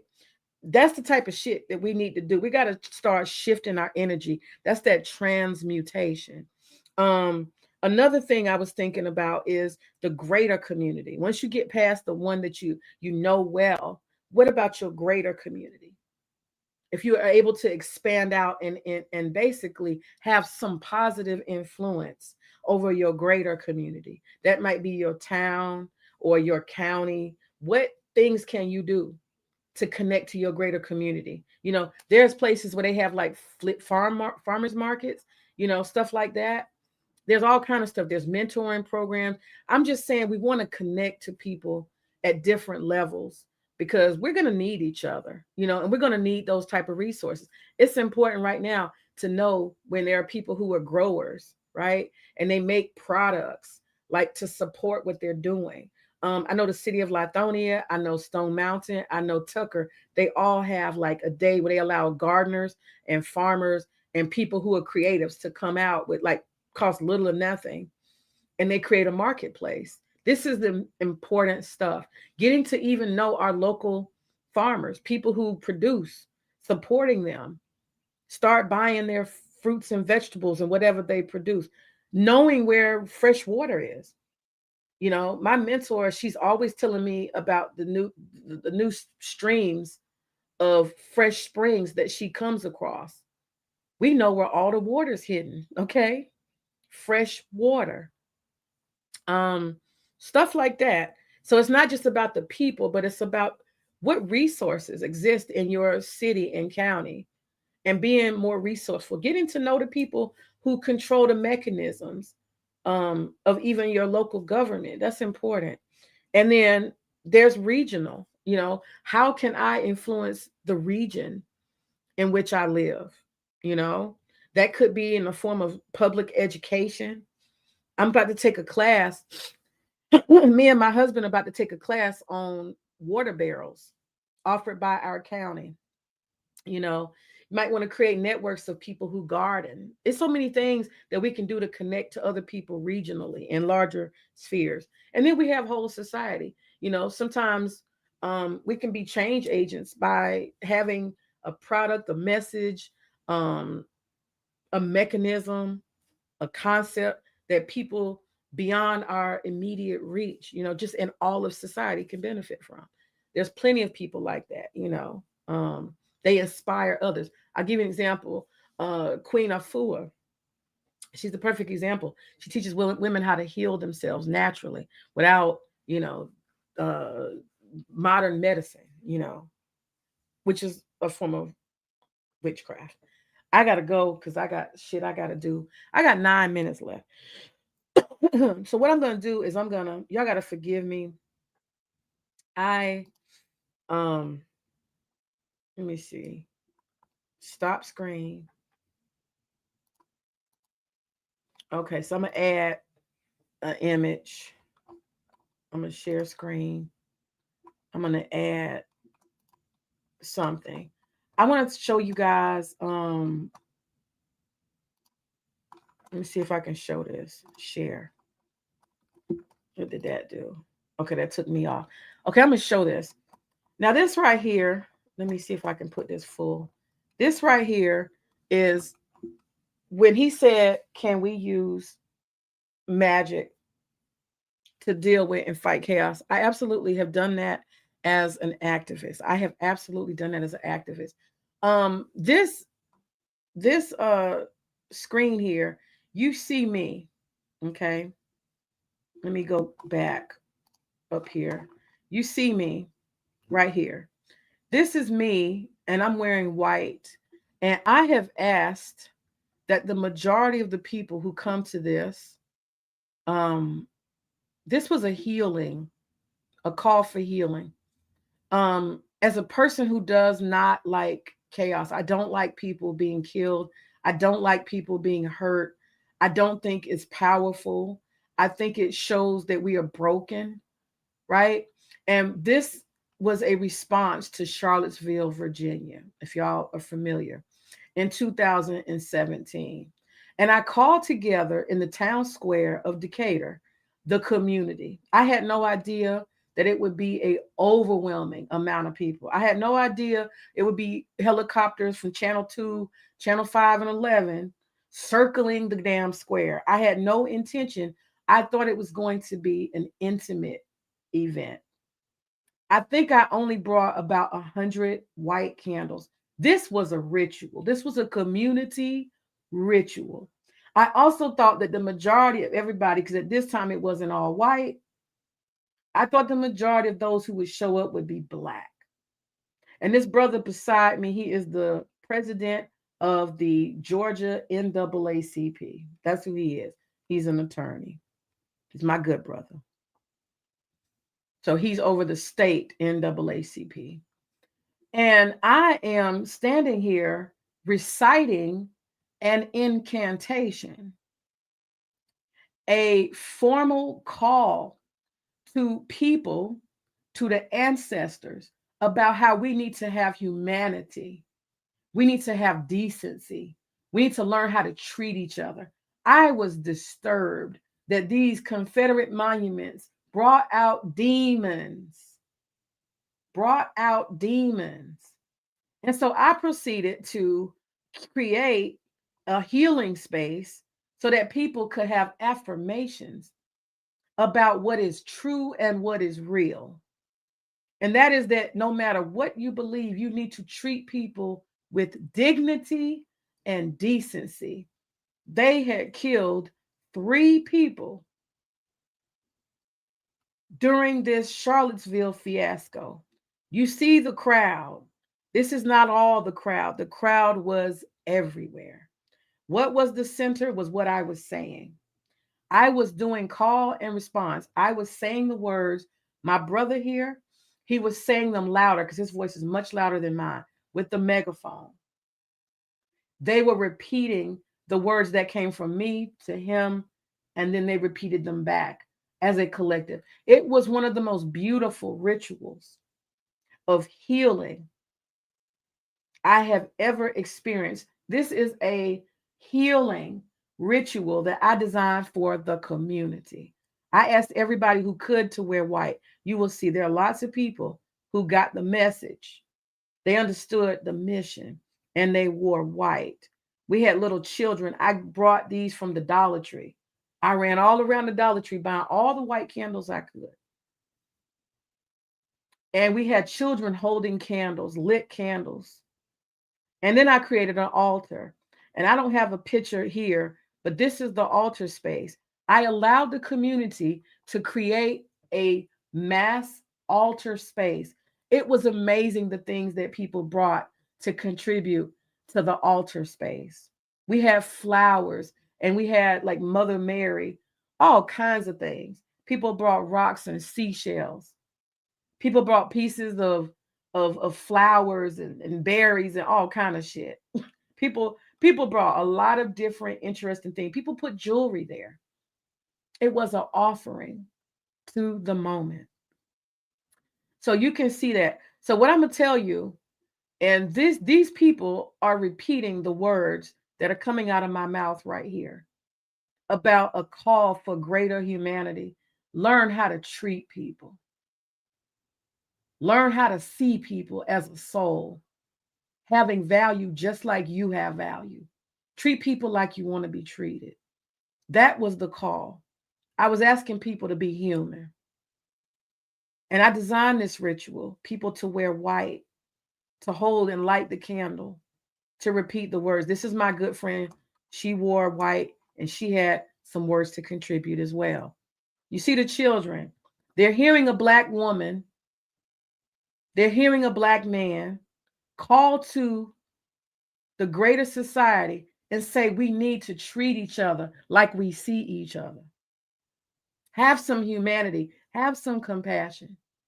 Be a decent person. How often is that said? We're afraid to say stuff like that these days. We're afraid to talk about being good people. You understand? They've conditioned us not to tell each other what's right and what's wrong. You see that? Kids made art. They left that on the altar. We had a whole community come out. Y'all see that? We had a whole community come out. All these kids holding candles. I'm not afraid. I'm not afraid to create a circle of influence. I'm not afraid. I'm not afraid. All right? And this is not me, y'all. This the ancestors called me to do this. This ain't me. This ain't no ego. The ancestors call me to do the work I do. I have a calling. I got all these skills and all this and that. This shit ain't for me. It's not for me. I have a calling. I'm required to be the town crier. Literally. I have a calling. And I'm not allowed to be distracted. I never have been. I wasn't born to be distracted. I understand my path and how I got where I am and where I'm going. I'm not going to be no Martin Luther King. I ain't going to be no martyr. I ain't going to be no great. I will probably be forgotten. I'm not trying to be remembered. In this current life that I've been given, I have a calling. I am the town crier. I'm a moral voice. I'm not always right, but I know what is right. And I got to say something. I'm going to pull another one up. I absolutely use my power. I told y'all I got that carry effect, goddamn it. I use my power. Okay, I'm trying to get the stream, y'all. Okay, I'm going to get the chaos out. Let me move that. I'm trying to get to another one. Okay, stop screen, and I'm going to put my next one up. Okay, god damn it. Okay, share screen. Share screen. Okay, here we go. Share screen. I want y'all to watch this one. Historic house inside Stone Mountain Park. The nearly 200-year-old Davis house is in the historic square, and Good Day's Brooke Sonner is live there this morning with an update on the firefight. Good morning to you, Brooke. Good morning, Caitlin. And really, this is just going to step aside, and it'll really paint the picture of just how bad this fire was here this morning. So what you're looking at right now is the front portion of the Davis house. This is formerly known as the Dickey house. It looks like within the last couple of minutes or so, they just stopped spraying. They were spraying the top. They had the ladder up there, spraying some hot spots from the top portion of this home. But really, according to the PIO that we talked to, Public Information Officer, he believes this is a total loss, which is really unfortunate because so many antiques were inside the home, as well as this just being a very historic home as well. So the scene was very active starting about 2 or 3 this morning. That's when the Stone Mountain Park Department of Public Safety says they heard some alarms. They went to check it out, and that's when they saw the flames visible coming from the roof of this home. Again, this is a very historic home. It came built rather in the 1840s at Dickey, Georgia, which is right near Albany. It ended up getting moved here to the Stone Mountain area in 1960s, was reassembled and ended up being placed here where it stood for many, many years. And again, this is just a really unfortunate situation. We talked to the Public Information Officer earlier. Here's what he had to say. Everything in there, it represents the era of the 1800s. It's all antiques, all from that era, and it's just a historic representation of the 1860s. So what appears to be happening right now, from what we can see on the scene, is that some fire crews are actually going inside, assessing some of the damage. They tried as best as they could to salvage what's left of this home, but you can clearly see that the front of it has been very badly damaged by this fire. They believe it started in the top portion of the home, but it's still too early to know a cause. So we'll stay on top of this story and keep you posted. But for now, that is the latest here live in Stone Mountain Park. I'm Brooke Sonner for Good Day Atlanta. Yeah, very sad to see that. All right, Brooke, thank you. Okay. I just want to show this. It says fire at historic home in Stone Mountain. They don't want to call it what it is. It's a plantation home. That's Massa House. Fire at historic home. Y'all see how they love to cover up the true historic home. That's a plantation house. Everything in there that's bought and existed was because somebody was enslaved by another person. They exploited their labor, abused them inhumanely. And therefore, they had a home and all that shit in it. Stolen souls, okay? In Stone Mountain Park. These people are so evil. They actually brought this piece of property. Y'all see what they go through in the 1960s? They wanted to make a pretend plantation. They wanted to pretend like we back in slavery in the 1960s. So they came and they created Historic Square, also known as the Plantation Square.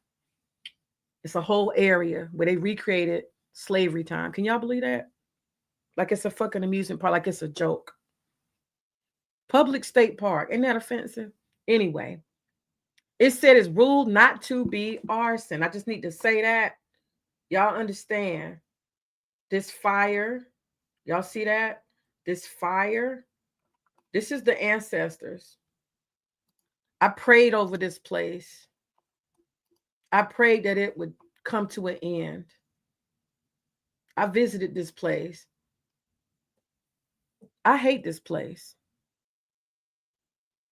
And every single time in my activism, I realized that if I'm playing their game, I can't win. Y'all understand?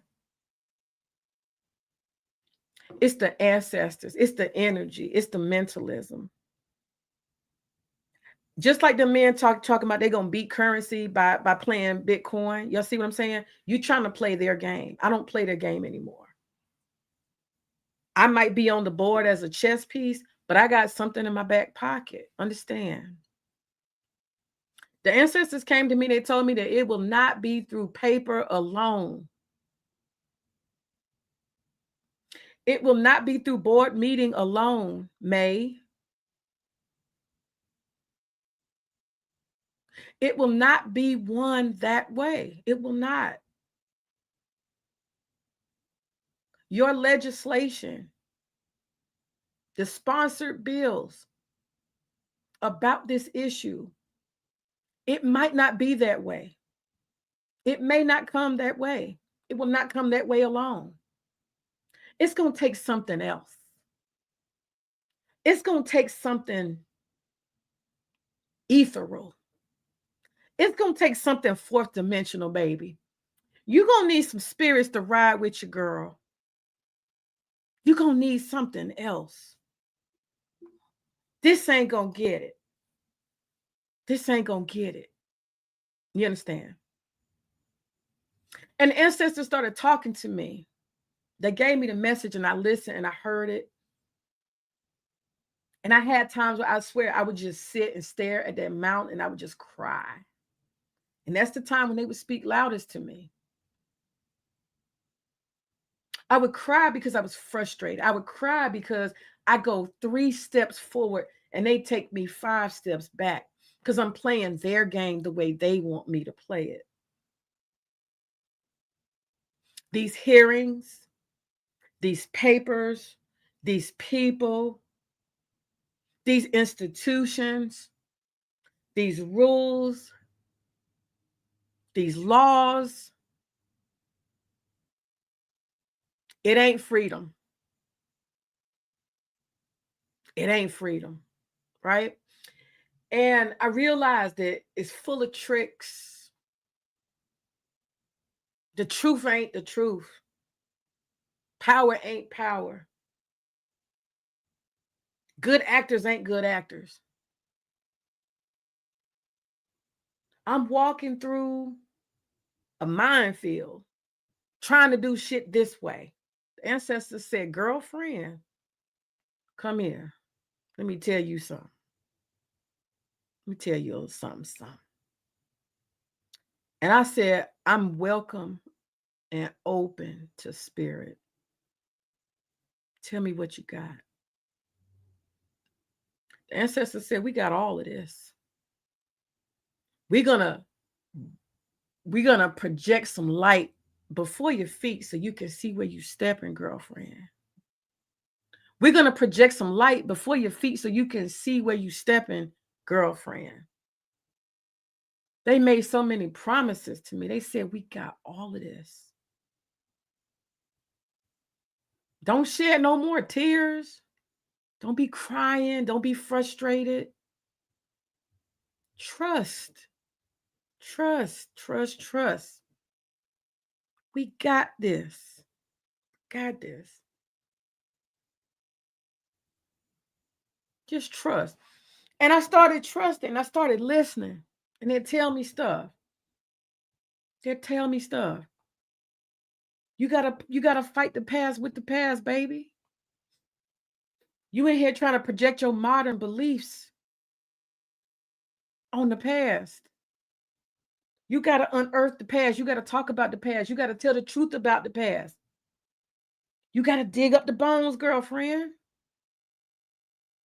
You got to go and walk among the dead, girlfriend.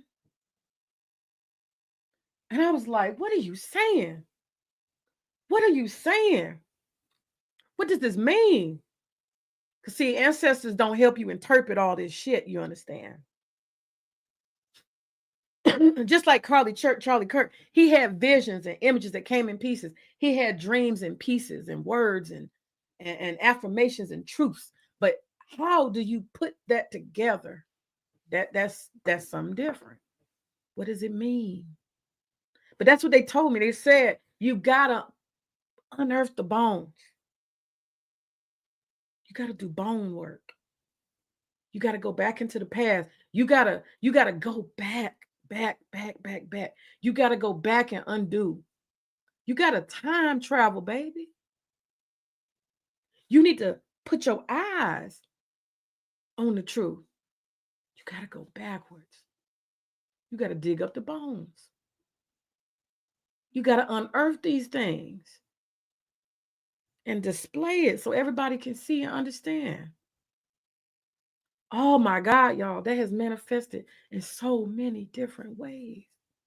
These journeys into the past. I want to show you. And see, this right here, this plantation. This plantation, I walked through it. I documented. I took all this little plantation house. I took a picture of everything. I got a picture of every cup, every room. I got pictures of all of this stuff. And it doesn't exist anymore. Do you hear me? I dug up the bones. I didn't touch that place. I want you to understand the ancestors. I'll show another stream another time. I'm going to show you the beauty of all the stolen souls in that house. I'm going to show it to you. Things. Remember, we are assigning power and value to non-living things. There are souls, and that's what I kept saying. There are souls in these slave cabins. There are souls in this plantation. This is a problem. This is a crypt. They said, unbury the bones. That's what they told me. Unbury the bones. We must unbury the bones. And one fine day in 2024, in December, I believe, somebody called me and they said, look, May, look on channel 2. Somebody did something the legislation couldn't do. I said it wasn't me.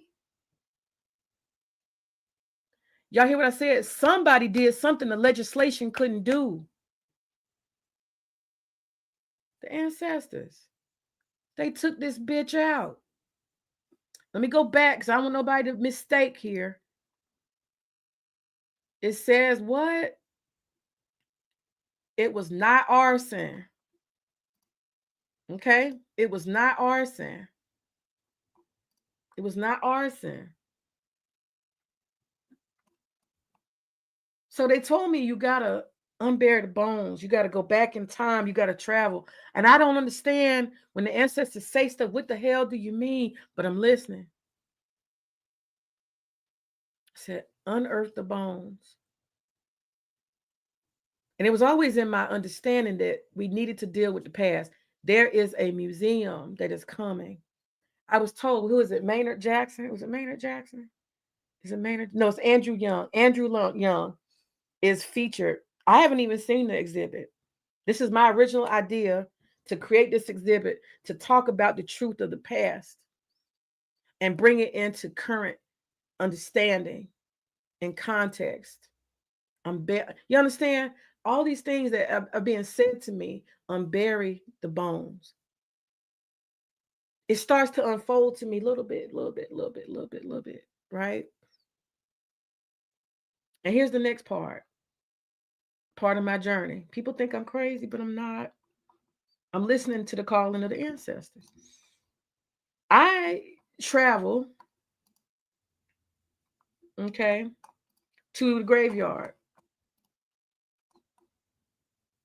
I travel to the graveyards. I've done this in many states. I travel to the graveyards. I travel to the memorials. And I don't videotape it. This time I did. And I talked about the graveyard. And why do I come here? I come to confront. I'm traveling in the past. I come here to confront the spirits, right? That have said that that shit was okay.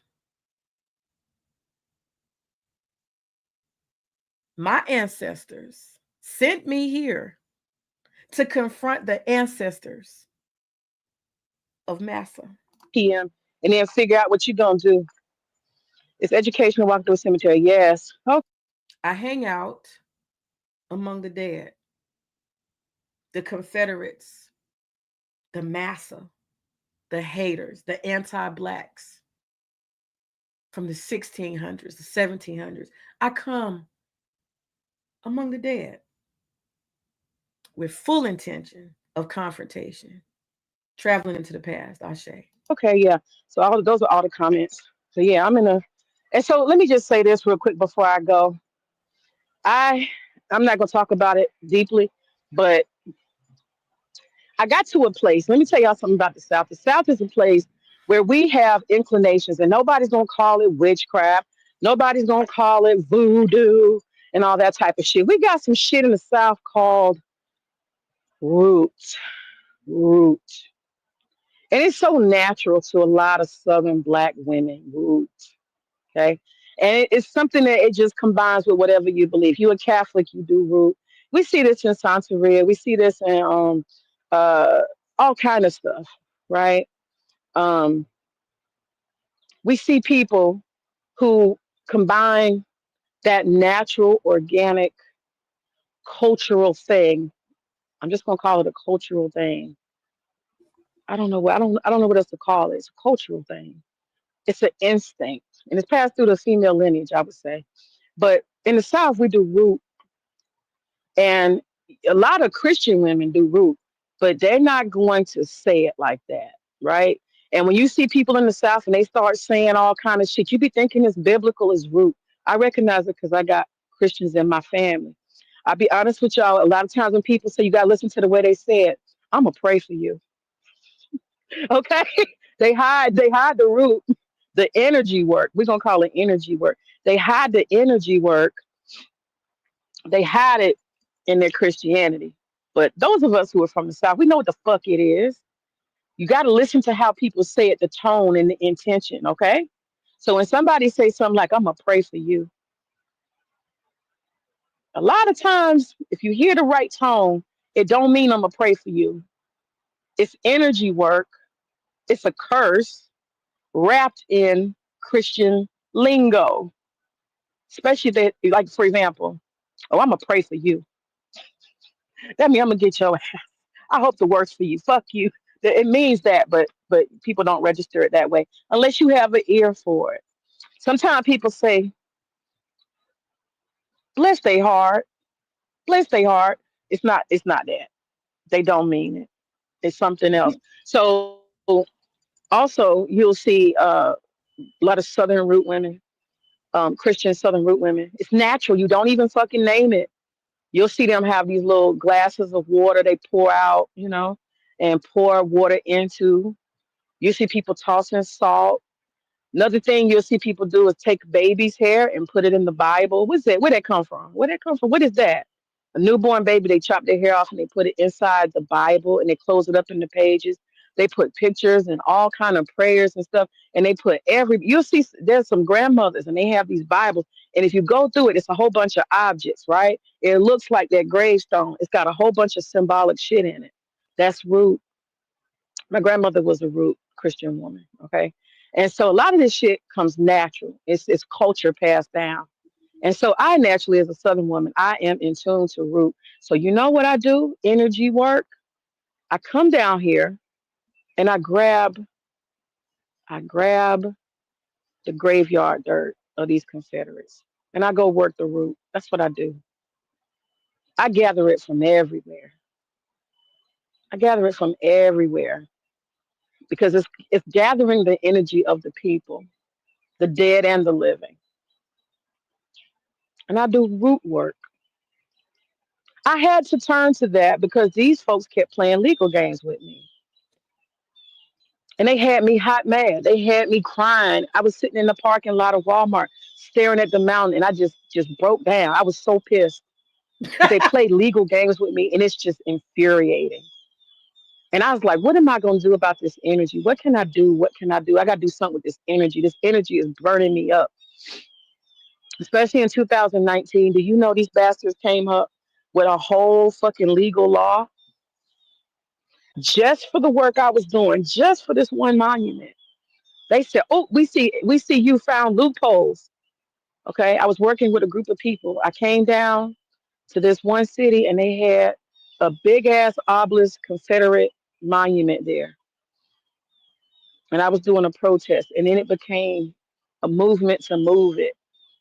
And I became part of a small group of people, and we literally used all kind of law loopholes, and we started to remove it. The Sons of the Confederate Veterans, they put up a lawsuit. They were like, no, you can't move it, because guess what? The city council, the mayor, the commissioners, everybody, all the citizens, everybody agreed. Let's move this fucking Confederate monument up out of here. The Sons of the Confederacy showed up with their fucking lawsuit. But you know, I ain't gonna say his name. I'm not gonna say his name. In front of the courthouse, there is a Confederate. You think you're gonna remove that? So we started to remove it, and this big ass Confederate monument. But they're not such good legal writers. You know, are a distraction to the peace. And we had the whole goddamn judiciary, okay, the judicials, the judges. They started all coming down. Athens took their monument together for the common cause to remove Okay, this shit. I don't want to All go kind of into the prayers and stuff. story. I want y'all to see this one particular thing. Look at this. Like they keep, you know, Y'all see that? the shirt. Everybody signed the kid's shirt. So this is interesting. Wow. Okay, I have not seen this shit. I have not seen this. They have very lively graves, but that's their culture to keep alive the y'all see this fresh bananas? Y'all see that? It's people all over the world who do root and different types of self-expression that's non-religious. Okay. In this video, I am showing somebody is given a offering. I just walked up on it to the tree. Now, somebody just walking past say, oh, somebody left their bananas. No, that is an offering to what energy and spirit, I do not know. But that is very common for indigenous people to leave an offering at the root of a tree. Okay. And so somebody left a whole bunch of bananas there as an offering in the grave. I hang out in the graveyard. I be seeing all kind of shit. So one of the things I've realized too in the graveyard is that a lot of Latinos have married into these old Confederate families. Those families have evolved past whiteness. Y'all understand? And they actually literally have Latinos. They've married into Latino families. And so some of those, they're 1600s, that could only be white people. That's the reason why those graveyards are there. But they're family burial grounds. So you're starting to see children and other people. There's one particular grave, and that's what you, and see, the thing is, Latino and Native people of the sun, they have a relationship with the dead. They have a relationship with the ancestors. That's why you will see that they have these displays, these altars, if you will, right? There's a constant ongoing relationship with the dead. This is very common. So in the graveyard, and I visit this graveyard a lot. I've visited graveyards in Mississippi. I go to Confederate graveyards all over the South. Okay. And I'm doing root work on these people. Them and yes, their ancestors and their present. Their ancestors and their present. They getting the root work. You understand? I'm digging up the bones. I'm digging up the bones, God damn it. This is the work I do. I cannot alone remove and do what needs to be done. Now, I cannot alone in my human form. I know my limitations. My ancestors have affirmed that for me. You have limitations, baby. You need us too. That, if it was waiting on legislation, that house would still be there. That plantation would still be there. I got another stream. I showed y'all. I broke in to the historic square. I went through the gate. The sand, the slave cabins are gone. The legislation ain't moved yet, y'all. The legislation ain't moved yet. All the change that has happened at that park has been the collective soul. Speaking to the soul of people. We need transparency. Transformation. I'm sorry, not transparency. That's for the HOA. We need transformation, right? We need connection. We need community. We need healing.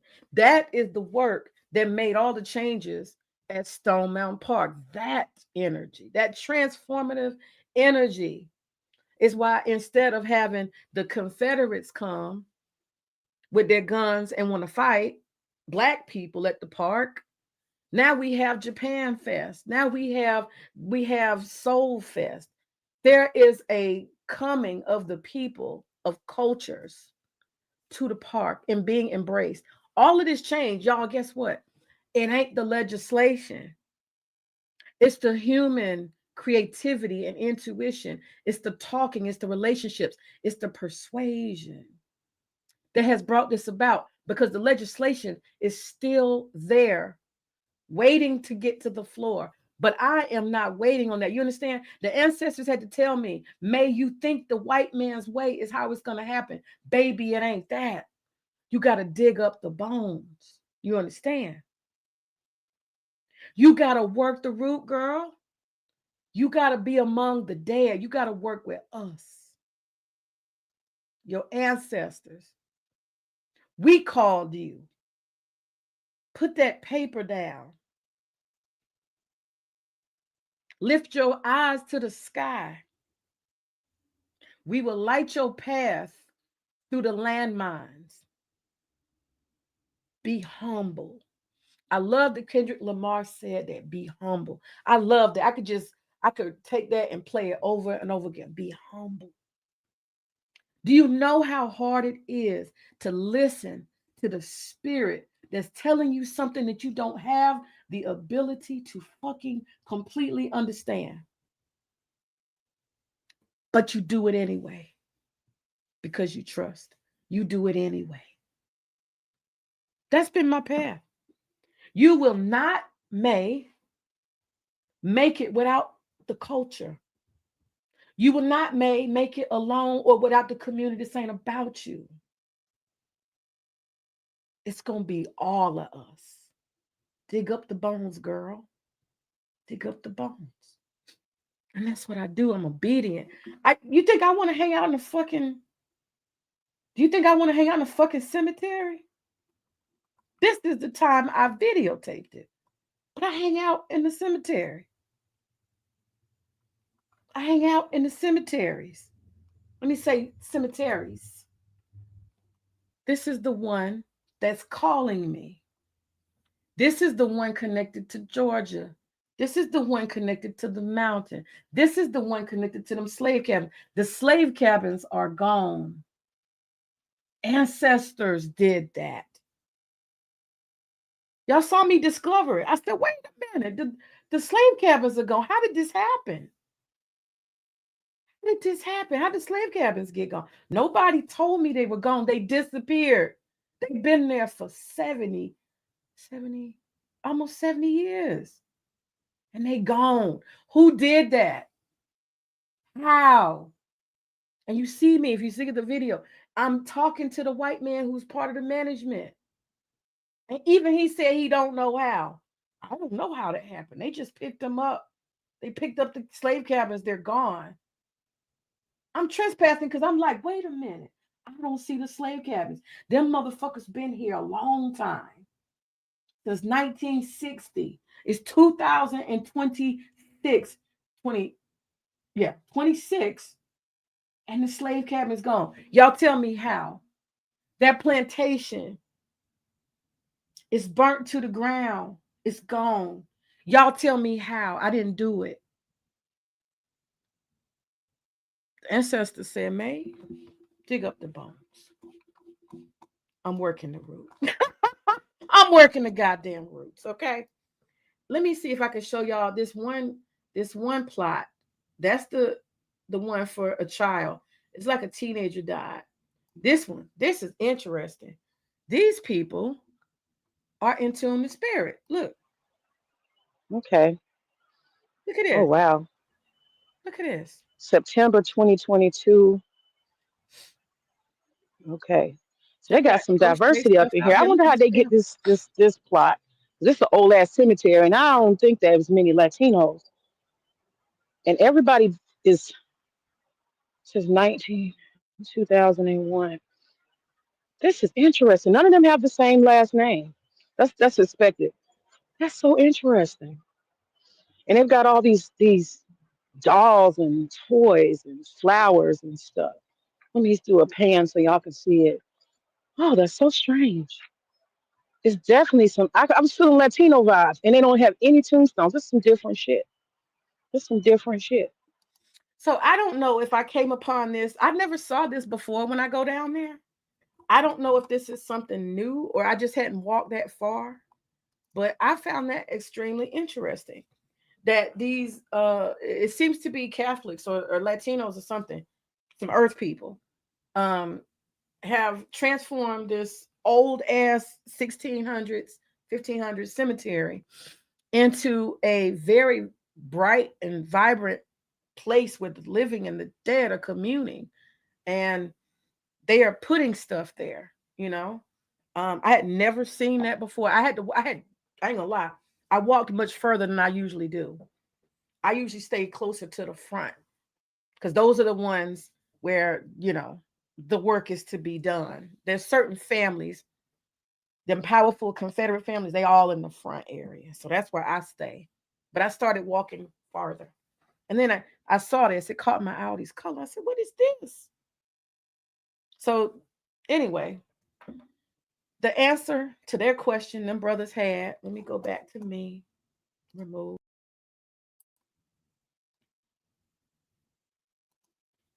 The answer to the question that the brothers had is, do you need magic to battle chaos? The answer is yes, absolutely. If you are waiting on this chaotic, insane world to create order and balance, you wasting time. It's not going to happen under their system. It's not going to happen the way they say it's supposed to happen. You understand? They didn't build none of this shit to function, is what I'm trying to tell you. And when you try to play the game the way that they say it's designed to play, they always change the rules. It's a lot of tricks and a bunch of fake tools. And I've learned, because my ancestors speak to me, to fight in the fourth dimension. I fight in the fourth dimension. I don't care what you see me do. That seems the normal path. I promise you. From community rituals. Oh, I forgot to say that when we brought that Confederate monument in Decatur Square, when we brought that Confederate monument down, do you know what I was told by the ancestors? I was told by them to clean the space. They said, clean the space, May. Erase and clean the space. And I took my gong. My gong is this big ass, y'all know what a gong is, big ass metal gong on wheels. It's so big I can't carry that shit. I rolled that motherfucker right in front of where that Confederate monument stood. And for the community and for the greater good of people, I began to bang, bang, bang. And the energy was reverberating, the sound. I don't know if you've ever heard a gong at its full height. It'll make your liver jump. Okay. The vibrations are strong. So I infuse and transform time and space in many different ways. I cleaned and cleared that space before, guess what statue went up? John Lewis. I cleaned that space for John Lewis, his statue to be there. He was still alive when I was cleaning the space, right? Dead or alive, he was going to end up in that spot because he is an elder. Y'all see that? Y'all see how the ancestors work in honoring the ancestors. And we were just going to, at first we were just going to leave the space blank. Just take the damn thing down. And somebody at a later point, wasn't me, they said we got to put up an ancestor, put up a great Black person, a great who came before us, and Good Trouble, right? I cleared the space for Good Trouble. Literally cleaned it, knocked it off, and cleaned it spiritually. Ancestors told me, go down there and use your sound to clear the space for greater things. Ashe. So I may be a strange kind of activist in the sense that I'm not conventional, but of course I don't share this shit publicly. People really think I was crazy. I got a small channel, so I don't mind. But if they understood, they're like, what the hell? Yes, group ritual, cleansing, healing, reshaping, transmuting, having people reflect on their character. This is necessary. This is necessary. That's a form of leading, but it's not me, it's the ancestors, right? It's a calling. And so I'm sharing this today because I was really inspired by them brothers and their vision and the way they were thinking. And I just wanted to share that to others who might be able to think that way too. And do not give up in the power of the mind. Do not think it has any limitations. No matter what you see, you have the ability to transform people, space, and time. Ashe. Ashe.